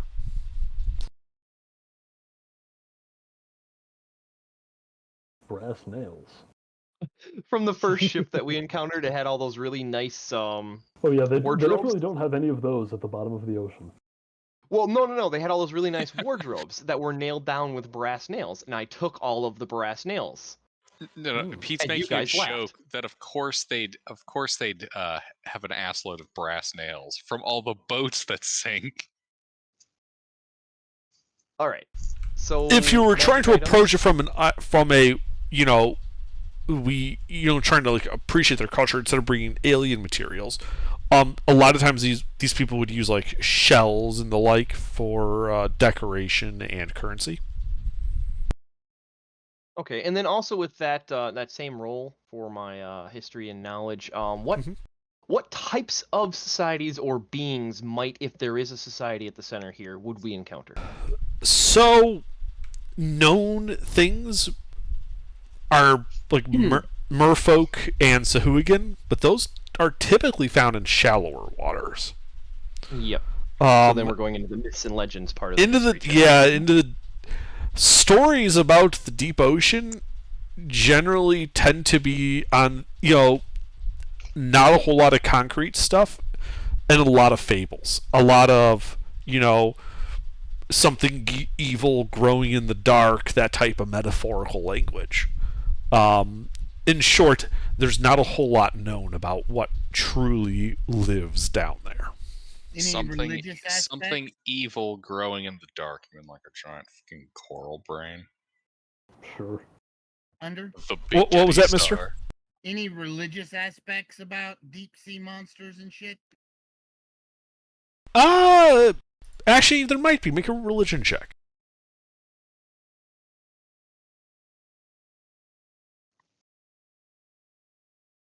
Well, can help him with would that. know. I can actually help you with that. We have the same base roll. Oh, there you go. So you'd have advantage. So make another roll. I have expertise in religion. Okay, I just have proficiency in it. So You get a +9. a lot of Plus 9. Well, Stein is not. yeah, you're high int. Yeah, you're high int. Stein, religiously speaking, a lot of emphasis is placed on the metaphor of how, like, the deeper you go, the worse the light gets. Kind of, as a metaphor for not having the gods' favor. Godless heathens, basically. Yes. Yeah, that's kind of the approach they tend to take with it. Which isn't helped by the fact that there's basically like no contact with anything that lives in the deep. Well, let's go play Enterprise. Make it so. Freeman, Ruffles. Yeah. You know, there's one problem with that, right? What's that? The Enterprise is terrible at first contact? Actually, I was going to say that Star Trek is the future we all hope for, but 40K is the future we're all going to get. Okay, well, what's 40K's first contact procedure besides genocide? First contact is also last contact. I was going to say, we besides drop depth genocide. charges. Anyway, so yeah, let's dive. We'll wait for morning so we have the most dive time. Sure. Yeah, you guys wait for morning, then you dive. Down into the cold, dark depths. Way, way down. I'm resistant to cold now. I was already resistant to cold. And it takes you an hour just hugging the anchor type chain as it goes down. Or the anchor at the end of the rope. I was thinking about getting chain, but I was like, too expensive and heavy. Yeah. And, you know, you're passing 15,000, 16,000, 17,000 feet down. And you come down, and the area down there is not dark. It is, in fact, glowing almost with this dim radiance coming from a large dome structure, from which you can see the coral strands all converging into. And you can see that it appears to be like a translucent dome. Bulbous structures of varying pink and violet hues visible inside. Though it looks like they you don't see anybody like walking around outside through the dome. The dome. Go ahead. What elevation can we start seeing the dome, and is there an obvious like clean area that doesn't have a lot of coral interacting with the dome? I was getting to that. You're 100 feet up above it. The dome itself is of a 500-foot diameter. So 250 feet up above the seafloor is the apex of the dome, 500 feet wide. At 3 points, equidistant around the dome, you can see metallic, kind of iridescent-looking outcroppings from the dome in what appear to be gatehouses that would give access to the interior. Well, everybody should start swimming as soon as we can see those gatehouses so that we don't land the anchor in the middle of the dome and we can aim it, kind of, you know what I mean? Like yes, you are easily able to adjust the course of the anchors. Crashes through central dome. Yeah, I didn't want to do that. Right into the main dais and their throne room. Hello, we're here for first contact. We come in peace. Bolter fire erupts from the crowd. Yep, and then as we're getting close, Lucina can enhance ability on herself. Specifically charisma. Okay. And then yeah, let's land by one of the gatehouses. Okay. Yeah, you land. You're like 30 feet away from the doors. It appears to almost look like large chitinous, like insect carapaces that had been like cemented in like segmenting sections going up to form the doors and the walls of the gatehouses. Almost like a crustacean. Yes. Yay, crab people. Mm-hmm. Crab people. Are we gonna Well, do Larry? Nothing else. If you think about it, that actually makes sense because they would shed their shells and they'd also be able to use them in turn as structure. Also, I didn't mention what we were bringing with us. I was going to ask, could we bring some just iron weapons from the ship? Like Sure. They would have like melee Might I weapons recommend and stuff. steel weapons? Steel, there- iron. doesn't I really, was gonna say, in my world, there's pretty much no difference. It's. But if you remember, Gilbert, my world's approaching Renaissance era tech, so steel is easily to get. Well, right. No. The reason I say might I recommend steel is unless I'm going crazy here, steel is going to oxidize a little less, rapidly than the higher iron carbon will. content. Or I was just. It won't matter. Ah, We're not going to worry But about that. regardless, yeah, it's we're doing me. I go too much in the details all the time. I have two. But- So, yes, you could have grabbed those before you went down. Yeah, like we were talking about what gifts we're gonna bring and everything like that. I just didn't specify. Yeah, I want to grab a couple of melee weapons to present as gifts. So let's say 2 spears, 2 short swords, 2 long swords, simple ship two- weapons. I have 2 potions of boldness Why do you have Will chest they puffer even- potions? because I make 2 random potions at the end of a long rest.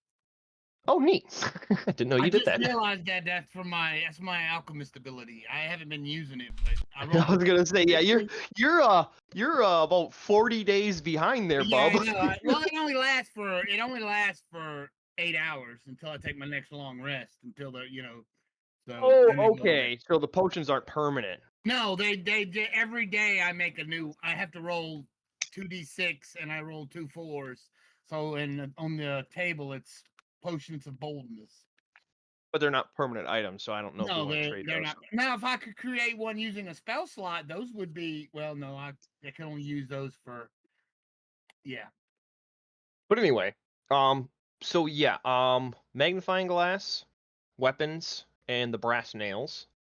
Does anybody else have any other things they want to possibly contribute to our gifts? I could bring the rum. I have the Gex Kurt, the weird name. Bring a bottle of that rum that we have. This stuff we tasted this. This was good stuff, right? Mhm. Not that shit. Okay, this was good stuff, not the shitty stuff from the Necro City. Correct. Okay, yeah. So I'll bring a bottle of this. Would like block of incense or like candles be useful? Candles. I have plenty of candles. Here Underwater? is a gift of candles, something you will never be able to appreciate because you don't have Well, they fire. might have oxygen. They might have air environments inside the dome. We don't know. We don't know if they're living completely in water. But anyway, so let's Head towards the dome. All right. When you are about 15 feet away, the pair of double doors made out of the large crustacean-like chitin begin swinging inward, revealing what appears to be an airlock of sorts. See, I knew it. Concerning. Why is it concerning that they have an air environment on a world that most people breathe air and they probably would have evolved to live under the sea? Evolved? Dude, this is a fantasy setting. Who fucking knows? Exactly. All right, so It's I'm just typing concerning. up everything that we're.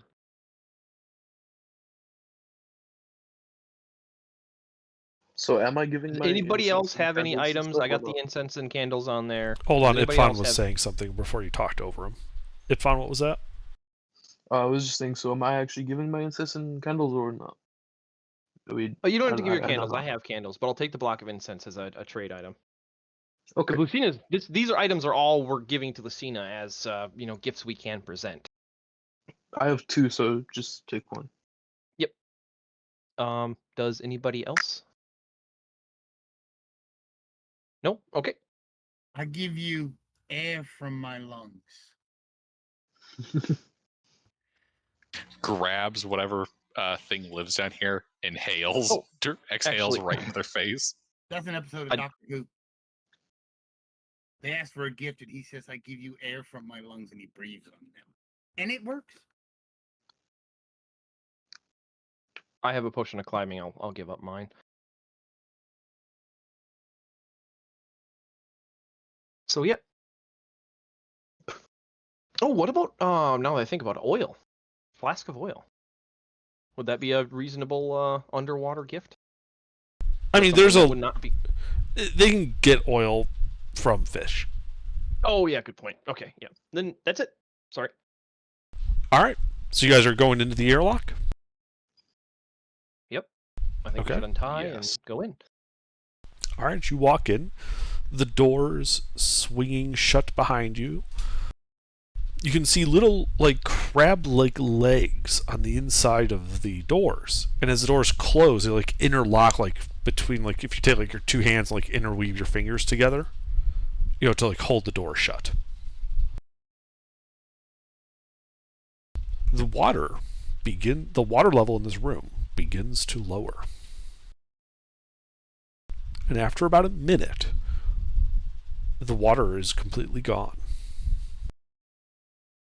And you see on the inside door, the little crab leg like fingers start to kind of pull back, and the door swings into the dome. The air is, instead of like the oppressive chill that the water, deep water was, the air is almost humid and hot inside.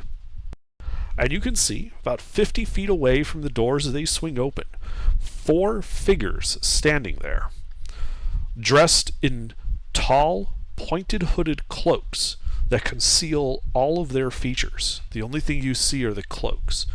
They are standing in like a diamond formation. At the head of the diamond closest to you is someone in a kind of a middling pink robe. The other 3, two of them behind him, one to the left and right, and then one directly behind him, are in darker purple robes. Okay, And good. all of you except Freeman would hear, as the doors open and reveal these people, in your mind, a somewhat high-pitched voice saying, "Welcome to Erisor. What brings those such as yourselves to our domain?" Hey, Lucina, you're up. Yep. Give me a second. I'm currently wrestling with a dog. All right. We're explorers. We've come to explore the depths of the ocean and came across your coral structures and figured it would be polite if we're going to explore in your backyard to greet you.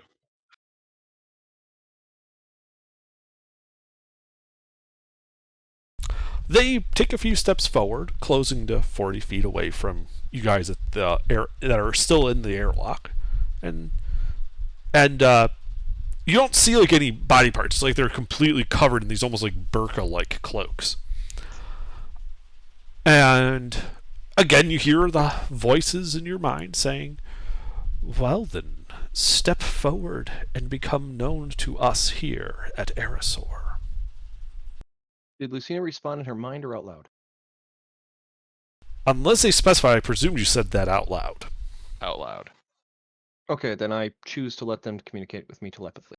Okay. If Lucina responds to nobody talking, then yeah, Friedman will know that telepathy is going on and deactivate the shielding from that group of people.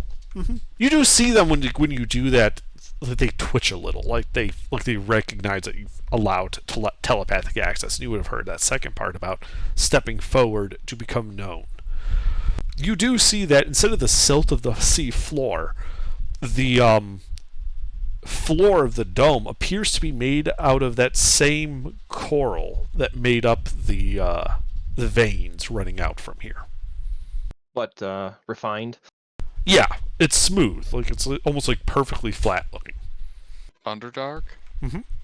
Is it possible to time stop covertly? Do you have subtle spell? I don't. Then no. Don't worry about doing that now. Lucina will step forth with the gifts in hand. Okay. Fucking mind flayers, I know it.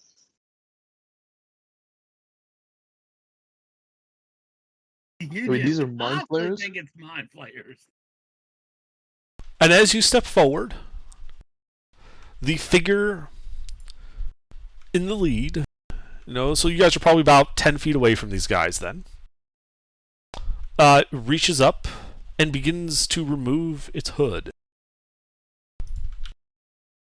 revealing a figure beneath it. Son of a bitch, Gilbert!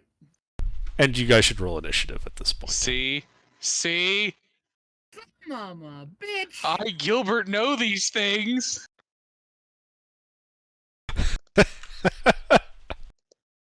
Yeah, for now you do. I can see clearly. But can you think clearly? No, they're fucking. Not for much mind longer. flayers. Yeah.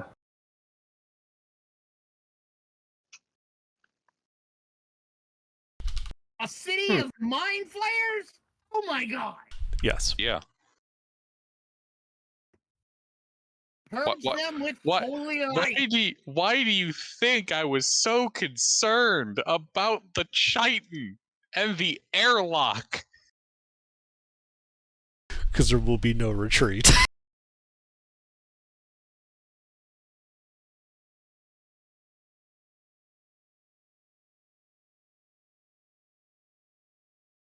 We're either going to die down here, or we are going to purge we are going to gain an underwater command base. No, we're retreating. I agree. Everyone, every party member, every item, we are retreating.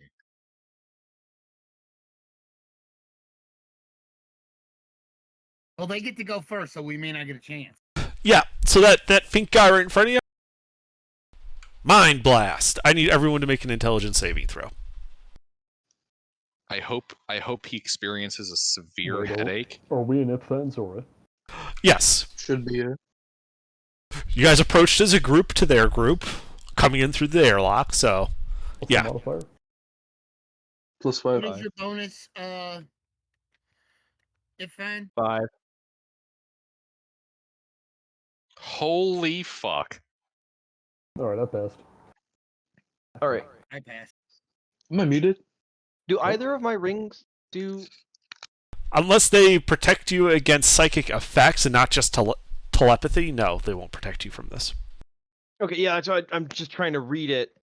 Pretty And sure it's both of my- specific about, Yep. telepathy being what's blocked and nothing else. Yeah, it's advantage on saves of and single target spells, and then the other one is just immune to magic that allows other creatures to read your thoughts, determine whether you're lying, know your alignment or creature type, and I can This choose. is not that. It doesn't. Yeah, it doesn't also specify how the duration or anything for the telepathy turning it on and off, because I would instantly block. It would not their matter. ability to communicate Yeah. with me, not for the spell or anything like that, just so they can't get in my head. Mhm. What save is? I apologize. Intelligence. Int. Okay, and I got a +5 on that. Mm-hmm.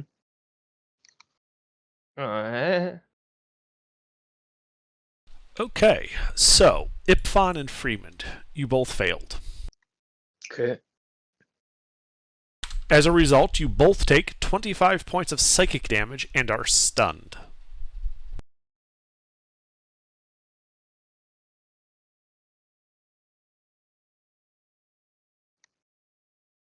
And that is all he does. Stein. Run away! Are we running away? Nuke 'em. Yep. Mister, we are nuke them, and we need to retreat. But focus on murdering the ever-loving fuck Okay. out of them. I need con saves from all four of them as I called down the thunder. Alright.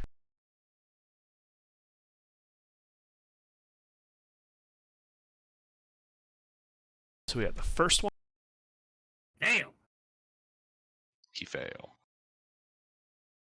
They all fail. They are feeble, pathetic abominations. One pass.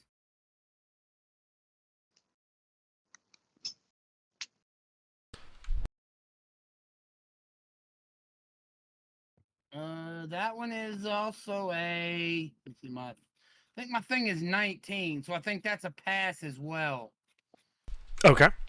Yeah, they had to roll a nat 20 to pass. Because my save, no, my save is 17. So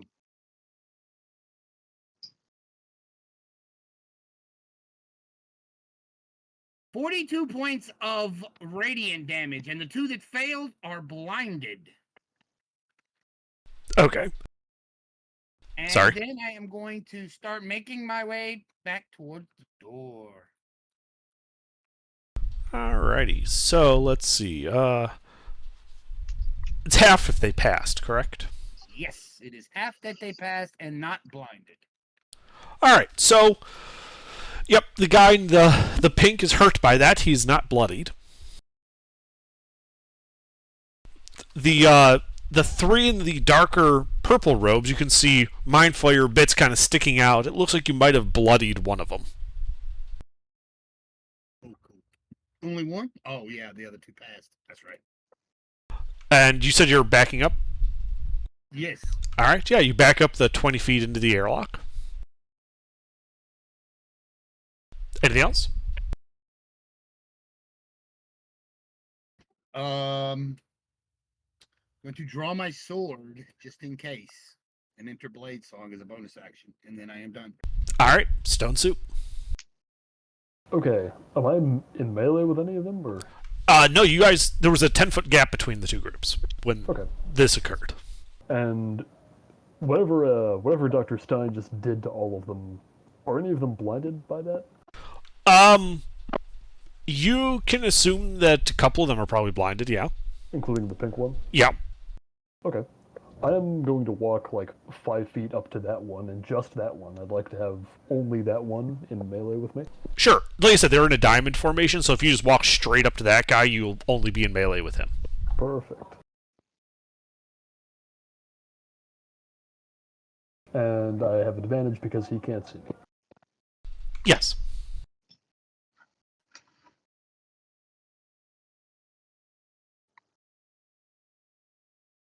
Those will both hit. Alright, 2 dex Yep. saves.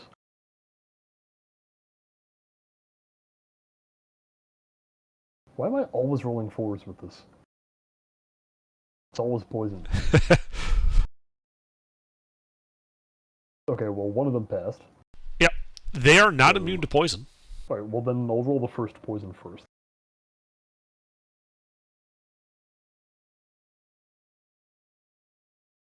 Okay, so that's 2 poison. Mm-hmm. And then 4 poison. Mm-hmm. And then 57 magical bludgeoning. That bloodies him. Okay, cool. Then I'm going to run away, triggering no attacks of opportunity because I have mobile. Okay. Is there a limit to how far I can go back because of the airlock? Yeah, the airlock means you could only go back 30 feet. Okay, I have way more movement than that, so that is how far back I will go. Yeah. Like that would put you like at the door to the water. Yep. Alright. Freeman. Stunned. Okay.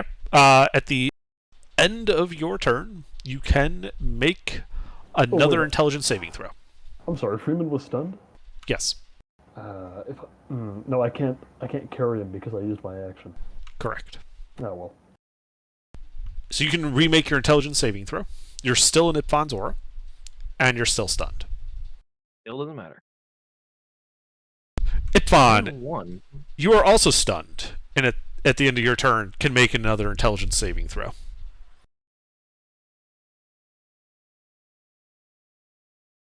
Ipfon, are you here? He is muted. He is still stunned then. Alright.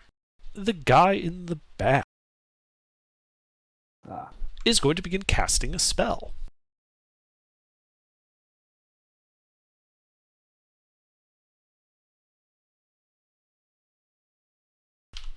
Hang on, I need to look up what this is.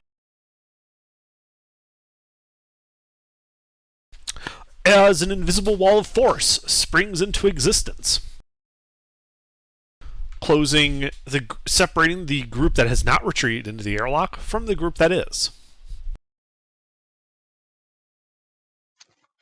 Oh, you cheeky dick waffle. I did this to these guys at one point. That's no good. It appears they remember. Yeah, so it's 10 foot by 10 foot panels.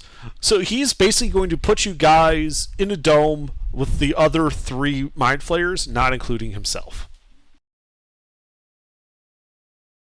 Well, fuck. He is then going to back up 30 feet.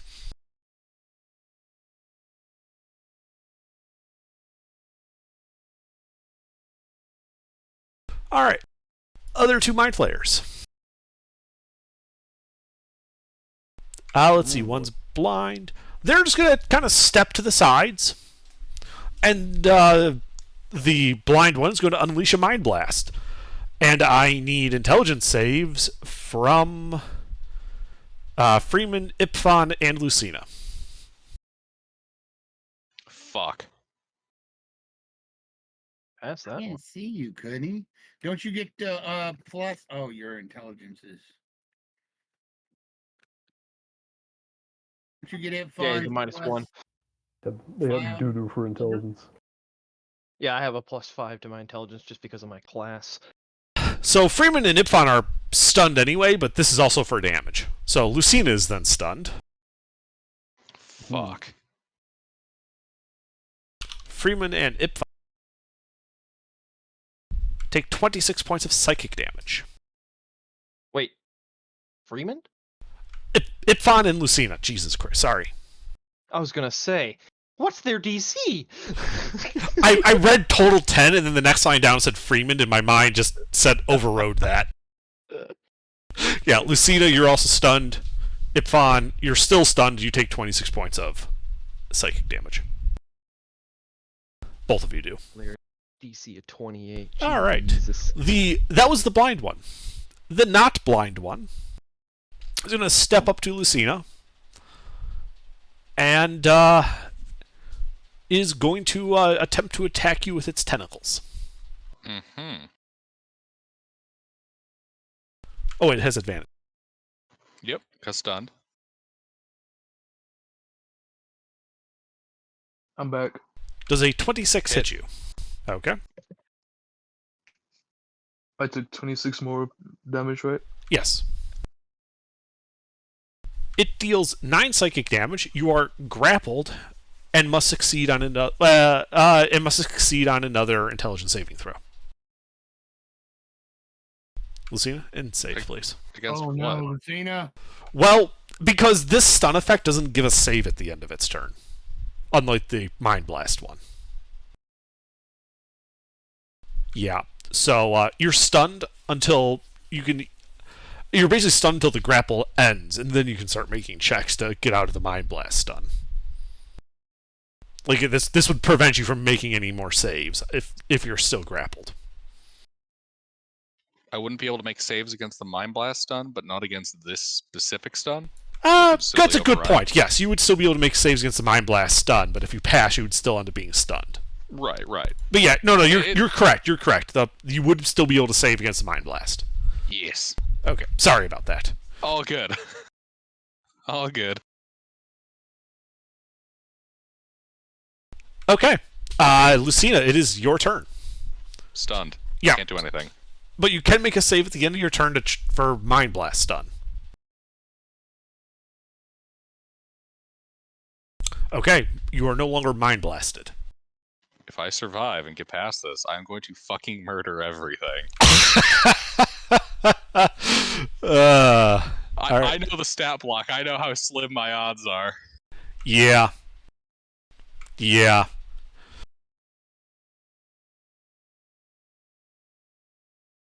The pink guy is going to walk up, let's see, to Freeman and attempt to attack you with its tentacles.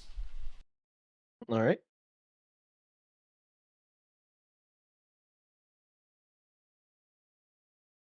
Oh, wait, no, he's blind. Ooh. No, he's not going to do that, sorry.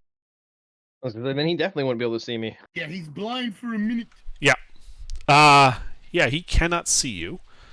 So yeah, I guess he has to go for Ipfon then. It'll just be a flat roll. Does a 25 hit Ipfon? So yes, but I can't do shield reaction as You don't have I'm a reaction stunned. currently because you're stunned, yes. Yeah. Okay, then yes, it hits. So you take 32 points of psychic damage and are grappled by it. Hmm. And I need an int save from you. Intelligence. Yes. I should not have been so bad with my intelligence. Okay.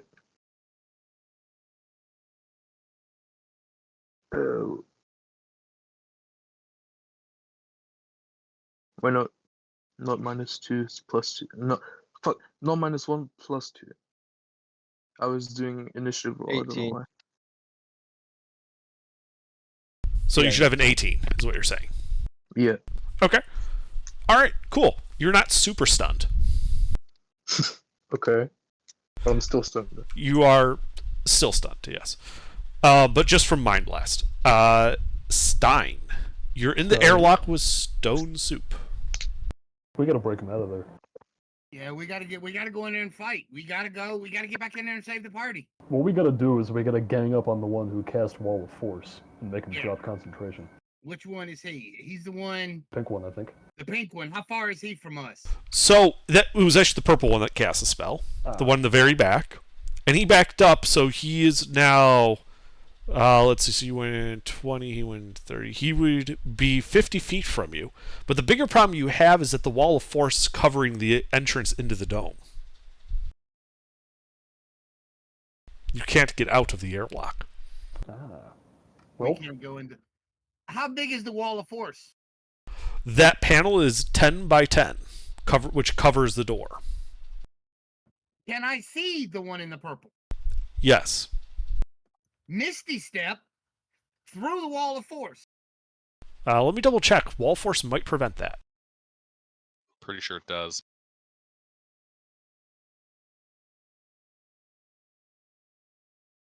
They become intangible, so I should, no, it doesn't say The, anything about Different dimension. that. It's not a. It's The not wall something- extends into the ethereal plane, blocking ethereal travel, but it doesn't specifically say you can't teleport. That's Sweet. Face Step isn't ethereal. Face Step is going into the Fey realm. It's not an ethereal transportation, it's the Fey realm. Mm. Wait, are you Misty Stepping? yes. Yeah, Misty Step I think is just a straight up teleport. It's not It is Fey, or just it's a not any teleport. weird dimensional shit. No, it's a teleport. Oh, I'm thinking of the Eladrin Face Step. That's what Yeah, I'm thinking that's of. The different. one that one's funky. Yeah. Yeah, that one would get blocked by this. Yeah, the one that prevents In- teleportation is Force Cage. Yeah, that's what I was what I'm thinking of. Okay. Yeah, so yes, you can Misty Step. It's what, 30 feet or 60? 30? 30. Yeah, so you'd be able to go into the left of where the or where the wall of force is, which would put you 30 feet from the guy who cast this. Okay, and then I have 55 feet of movement, so I'm gonna Yep. go up and I'm gonna whack this guy twice. Absolutely. Well, roll to hit.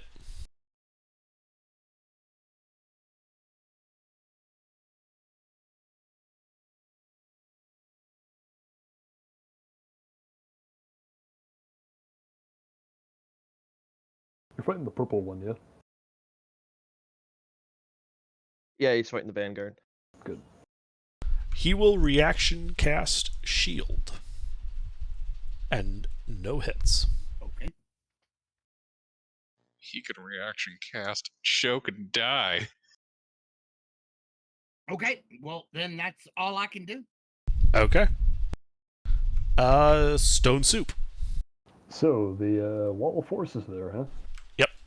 Okay, do I remember what this structure looked like on the outside? Like, are these walls around me, like, is there ocean on the other side of that, or are we, like, Yes. dug into... Oh, okay. Well, I think you already know what I'm doing. This is like a gatehouse that protrudes from the dome. Yeah, I can't break through the wall, or I can't break through the Wall of Force, but I can break through the You regular can go wall. around. Oh no, I don't need to go around. I just need to flood it. All of us can breathe underwater. I don't know if they can, but it's going to make things inconvenient for them.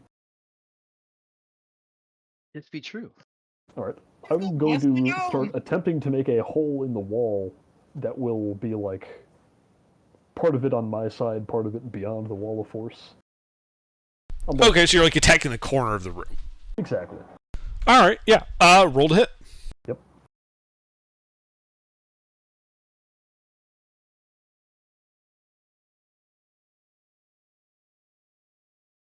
Let's see.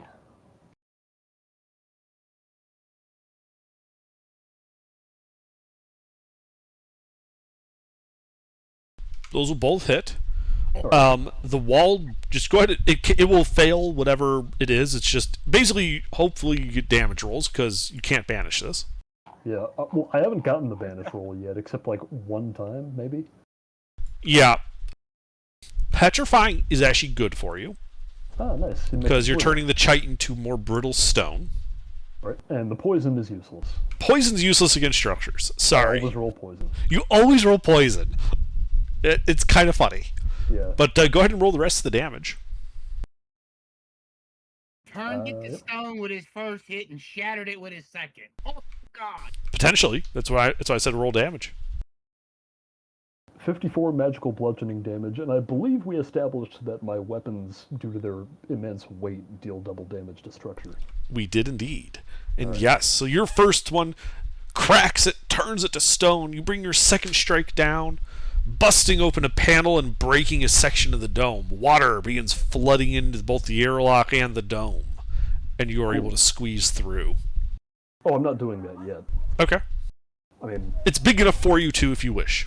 yeah, I'm out of attack, so there's no reason for me to do that now, but it's good to know. But yeah, the frigid water is just pouring in. You think that by the time you get to initiative 0, the airlock will be full. Actually, I have a better idea. I am going to squeeze through, but instead of going to the other side of the wall of force, I'm going to go outside and gain full cover against the illithids.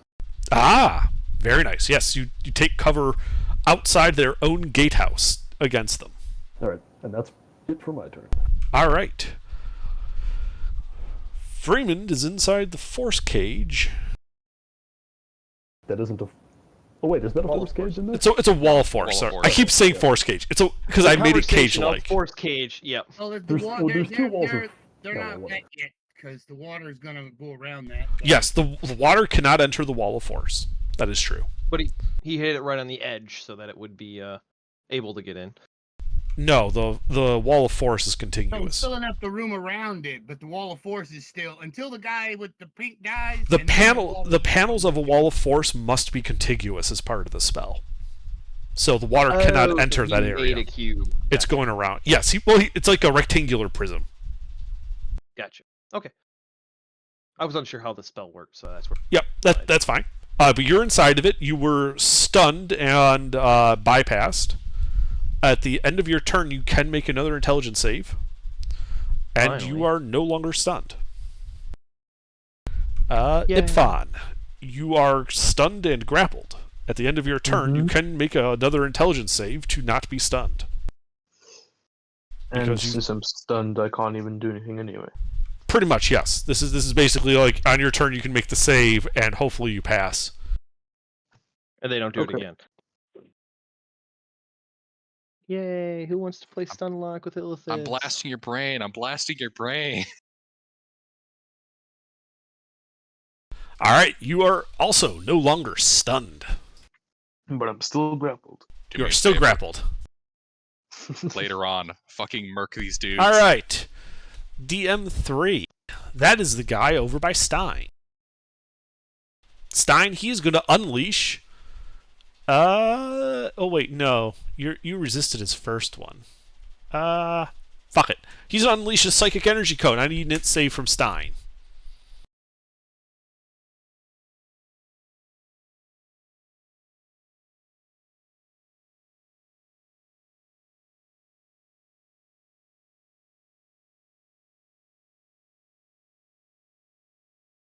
Oh, you pass. That is all he can do. DM2, let's see. Well, there is the blind one. He's going to roll for his recharge. Choke and die. He does not recharge. Then there is the guy who has not yet used his Mind Blast, and is grappling Ipfon. He's going to drag Ipfon over to the side, and then he's going to Mind Blast everyone inside the box again. So I need intelligence saves from Freeman, Ipfon, and Lucina. How far did he drag it You far all away? have +5 to your rolls because of He just repositioned so he could hit you all with the cone. He didn't move far enough to provoke attacks of opportunity. Gilbert, do you have a I was minus more one on concerned your about intelligence? Ipfan's Yes. aura. my Oh God. no, you're still in the aura. Pay attention, mister. Looks like we're all good. Yeah, you guys are all good. Nuts. You're not gonna stun lock us to death under. I can try. All right, Lucina, you are still stunned inside the grip of the Ulatharid. I'm going to think thoughts about fucking boiling his brain inside of his filthy cephalopod skull. That's nice. And now it's the Ulatharid's turn. It's going to consume your brain. He does the extract brain attack. You are incapacitated and grappled by him. Okay. This Believe it's an attack roll at advantage. it is. He crits you. Oh my God! There is a rather large chance I'm instantly killed. Roll low, you bitch. Instantly dead. Yeah, he pulls out Lucina's brain and consumes it. The corpse of Lucina falls to the ground. Rip. Shall be avenged. Get my corpse. And his please. recharge. Yeah, we'll bring it back with us. Stein, you're in melee with the Mind Flayer that cast Wall of Force. I'm going to ignite my Darksaber and slice this bastard. Roll to hit.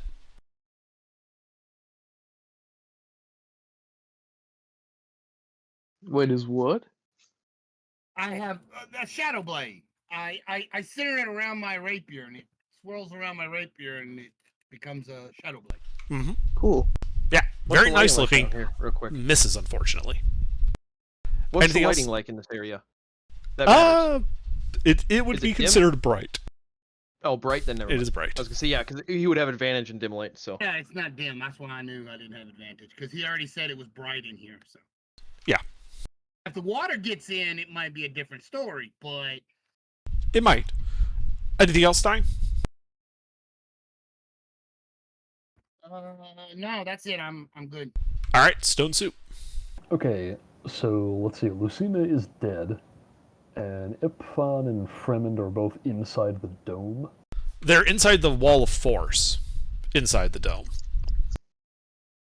I am also grappled. Okay, but wait. also Could you not dead. describe the shape of the Wall of Force again? Sure.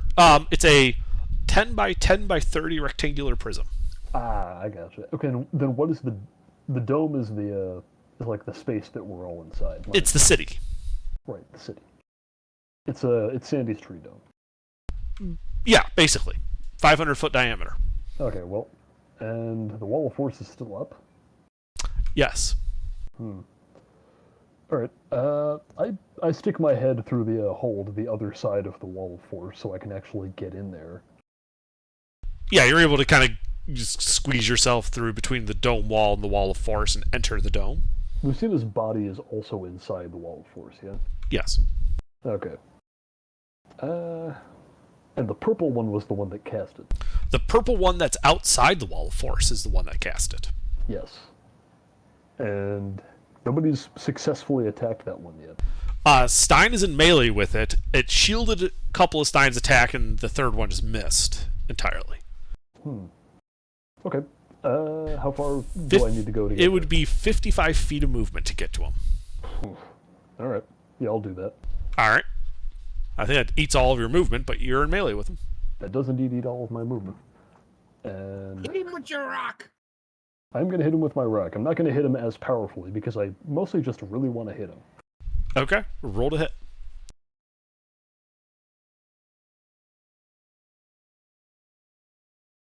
So let me make sure I've got the number on this right. Yeah, so it should be +6 from my strength, +3 to hit, or no, +4 to hit, And then +1 because of a magic weapon. Yeah, okay.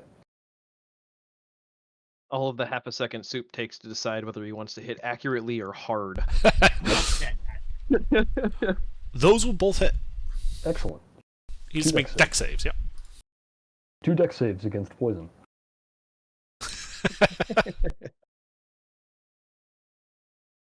Pass and a fail. Roll your poison. Those should be 8s.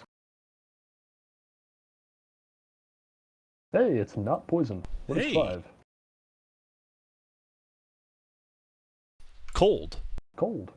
Okay. Is it getting wet in there?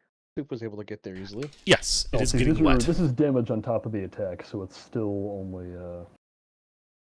You can I'm roll it gonna- all together. They don't have any resistances to this. Yeah, but I'm going to roll them as a unit so you can calculate your concentration save DC. Okay. Makes sense.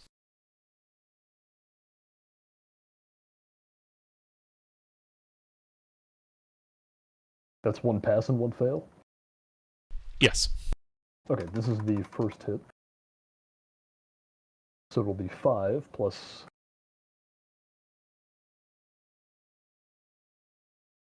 Oop, no, that should not be plus 20. I'm sorry, that should only be... 10. So that should be 14 and 5, so 19. Alright, so still just a DC 10. Still just a DC 10. Wall of Force remains. Alright, and the next one. He's now bloodied after that first hit, by the way. Ah, nice. Well, we can always just kill him. That works too. There are 2 ways through this wall of force. He drops it of his own volition. I don't care about the other one. You I just care about the crush his wall of head. force.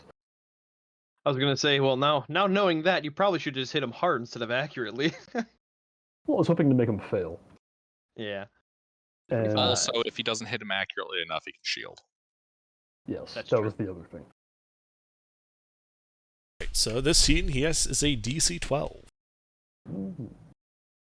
you know, there's a +1. Ooh. The Wall of Force collapses. Water. Okay. now Water let's see. sloshes in. Alright, now as a bonus action, I'm going to rage again, and because I'm raging again, I get to move my movement. So I'm going to go right back to where I was, triggering no attacks of opportunity. Okay. Yeah, you run back to the breach in the wall. Ice cold water blowing in through the opening. On the way, since the Wall of Force is not there, and since Lucina is now an object, I would like to take her with me. Okay. Yeah, you can just swoop in and grab the body. The Ulithar doesn't really seem to care about the body. It's focusing more on the fact that you're a brain getting away. Yeah, well, that's mine now. I'll just leave Lucina out here for the time being. I mean, you We still retreating?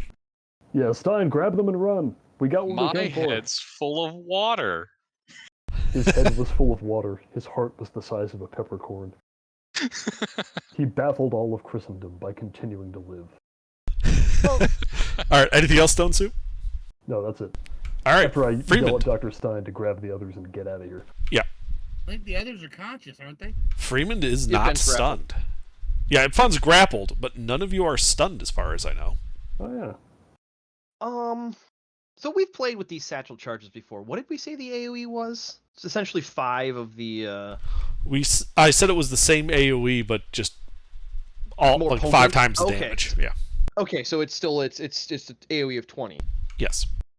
All right. Is there a spot where I can catch moving, if needed, and catch as many of the Iliophads as I can in a 20-foot radius, without catching party members? You would be able to catch the big pink boss and and the blinded minion. That's grappling it, then? That is not grappling Ifan. Oh, The one that was not grappling people. okay. I was hoping to get the one that was grappling Ipfan. Is that possible? If I miss You'd other targets? only get him Oh, they're that far apart? because of the way he moved. If you don't want to hit Ifan, you'd have to Oh, I position got it you. such that it only hits him. Okay. If you don't care about hitting Ifan, you can hit all 3 of them. It would also hit How you. many hit points you got left? I don't care about. I moving only have Ifan, 'cause 38. We can always grab his body. Okay, yeah. So also to be clear from you, are you moving out of the area of effect? Because you'd also be blasting yourself in that case. Yeah, I would be essentially, backing up and throwing this, like Okay. a brick of C4 from Insurgency. Yep. Yeah. You back up, dropping it on the way. Both of them. Okay. So 10 charges going off. That's what it sounds like. Yeah, 80d6 essentially. 8-0. All right, and then it would go off. I need deck saves from Ipfan and the 2 Mind Flayers and the Illithard. Wouldn't that? Am I even able to make a deck save? I'm grappled. Yes, you can make a deck save. That does not get affected. Strange. No, the word you're looking for is fortunate. What's going to be your stranger if he fails and you pass? But he passed. That was the Illithard and the 2 guys. Fan passes. One of them does not. That one 12 that is did the not only is the failure. one that was grappling Ipfan. Oh, excellent. So roll your 80d6. Jesus Christ. So you Fan's insta-gift. you paced all 3 Mind Flayers. Oh, great. Now there's 6 of them. Good job. I believe Ipfan is also reduced to a consistency not unlike Chunky Salsa. I only need a piece of him. We got the money. Which piece is him, though? It's fine. Fish I'll go guts in the and water. blood just flowing in the water. Anything gonna else on your say- turn, Freeman? His spine. Object interaction. I grab Ifen's spine. All right, you grab his spine as Well- it's floating past you. You grab his I was spine. gonna say they're mind flayers. They don't have spine. Anything else, Right? Freeman? No, I just move my well that would have just been my action, I think, right? So I'd still have my bonus action to move, correct? Yeah. You've used your action and your item interaction, and some of your Yep, movement. then bonus action dash, so 60. All right, yeah, you start running for the exit. Let's see. DM3 is currently in melee with Stein. He's the last remaining Mind Flayer. Honey, I really He's hope this washed. isn't how you treat all your friends. Uh-oh. He is going to go in for a tentacle attack on Stein. Well, Stone Soup's right there. Oh no, Stone Soup backed No, up, not. that's right. That's right, you backed up. The Mind Flayer chokes. Does a failing. 16 hit Stein? Nowhere near. No, he'd have Okay. to double that to hit me. He will then look over towards one of the buildings and cast a spell. Misty stepping away. 30 feet. I should deeper go into the after city. him, but the retreat's been given. I should go after him, but I ain't gonna go after him. You get back. Stein, it is now your turn. I'm going to move away. Back towards the exit, All right. 55 feet. Yeah, you guys start dashing. At this point, I think we're all Ifan, fucking real off. quick, Ifan, what magical items do you have that would have survived the blast? Do you have any magical items? The sword. Yes, I have specifically 2. Okay. Actually, The 3. Sun Sword. The Sun Sword? The Sun Blade, the Belt of Dwarven Kind, and the Longsword of Wounding. Okay. Stein can grab those on his way through Yep. pretty easily. Yep. So yeah, you run towards the exit. You're not yet through, Stein. So, should I just Okay. remove all my other stuff? Yeah. Oh, we're gonna bring you back to life. Just don't worry about it. Well, his items though, they just all got blown up. all of his mundane items are gone. Good You thing he guys, left his chainmail on the We're still boat. playing. You all dead? Not yet. Stone Soup. What do you do?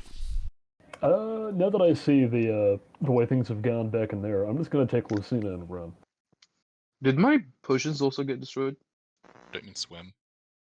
Swim, run. I meant run Is in it the possible to metaphorical leave the sense. doors open so that this building floods? Well, and you then- they A little hole in the wall. Stone Soup broke open a corner of the airlock as it meets the dome wall, so the dome is flooding currently. Okay, good.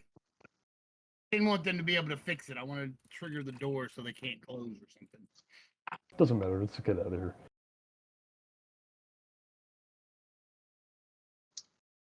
By the way, did my potions get destroyed as well? As I go Yes. by the doors. Wait, let me see if I can. Do You're it. not The outside potion- yet, Stein. I The know, I potions know, I wouldn't know. have themselves been destroyed, but the bottles would have, and it would be very hard to contain the liquids after that. The liquid's washed away. They're effectively destroyed. All right, Stone Soup. So you grab Lucine and you start retreating towards the anchor rope. Yeah. Freeman.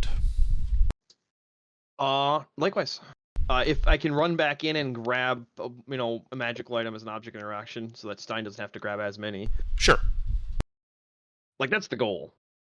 Yeah, if you do that, you'll still be at the entrance with Stein at the end of your turn. Yep. Okay. DM3. He is still in range of Lightning Bolt, so he's going to fire off a Lightning Bolt, and I need deck saves from Freeman and Stein. Are we still in Ifvan's aura? Because I have his spine. Ipfon is no longer conscious. It does nothing to me. And Stein, deck save. Both save for half. So that would be 13 lightning damage. None to me. Stein, Motherfucking rogue. back to you. Okay. So, motherfucker, I Run. was willing to let him go. The fuck? He's 90 feet away from you. Just go.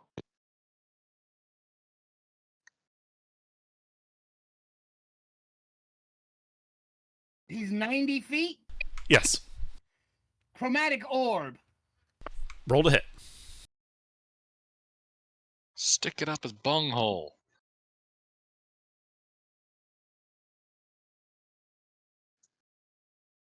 He will shield, and that does not hit him.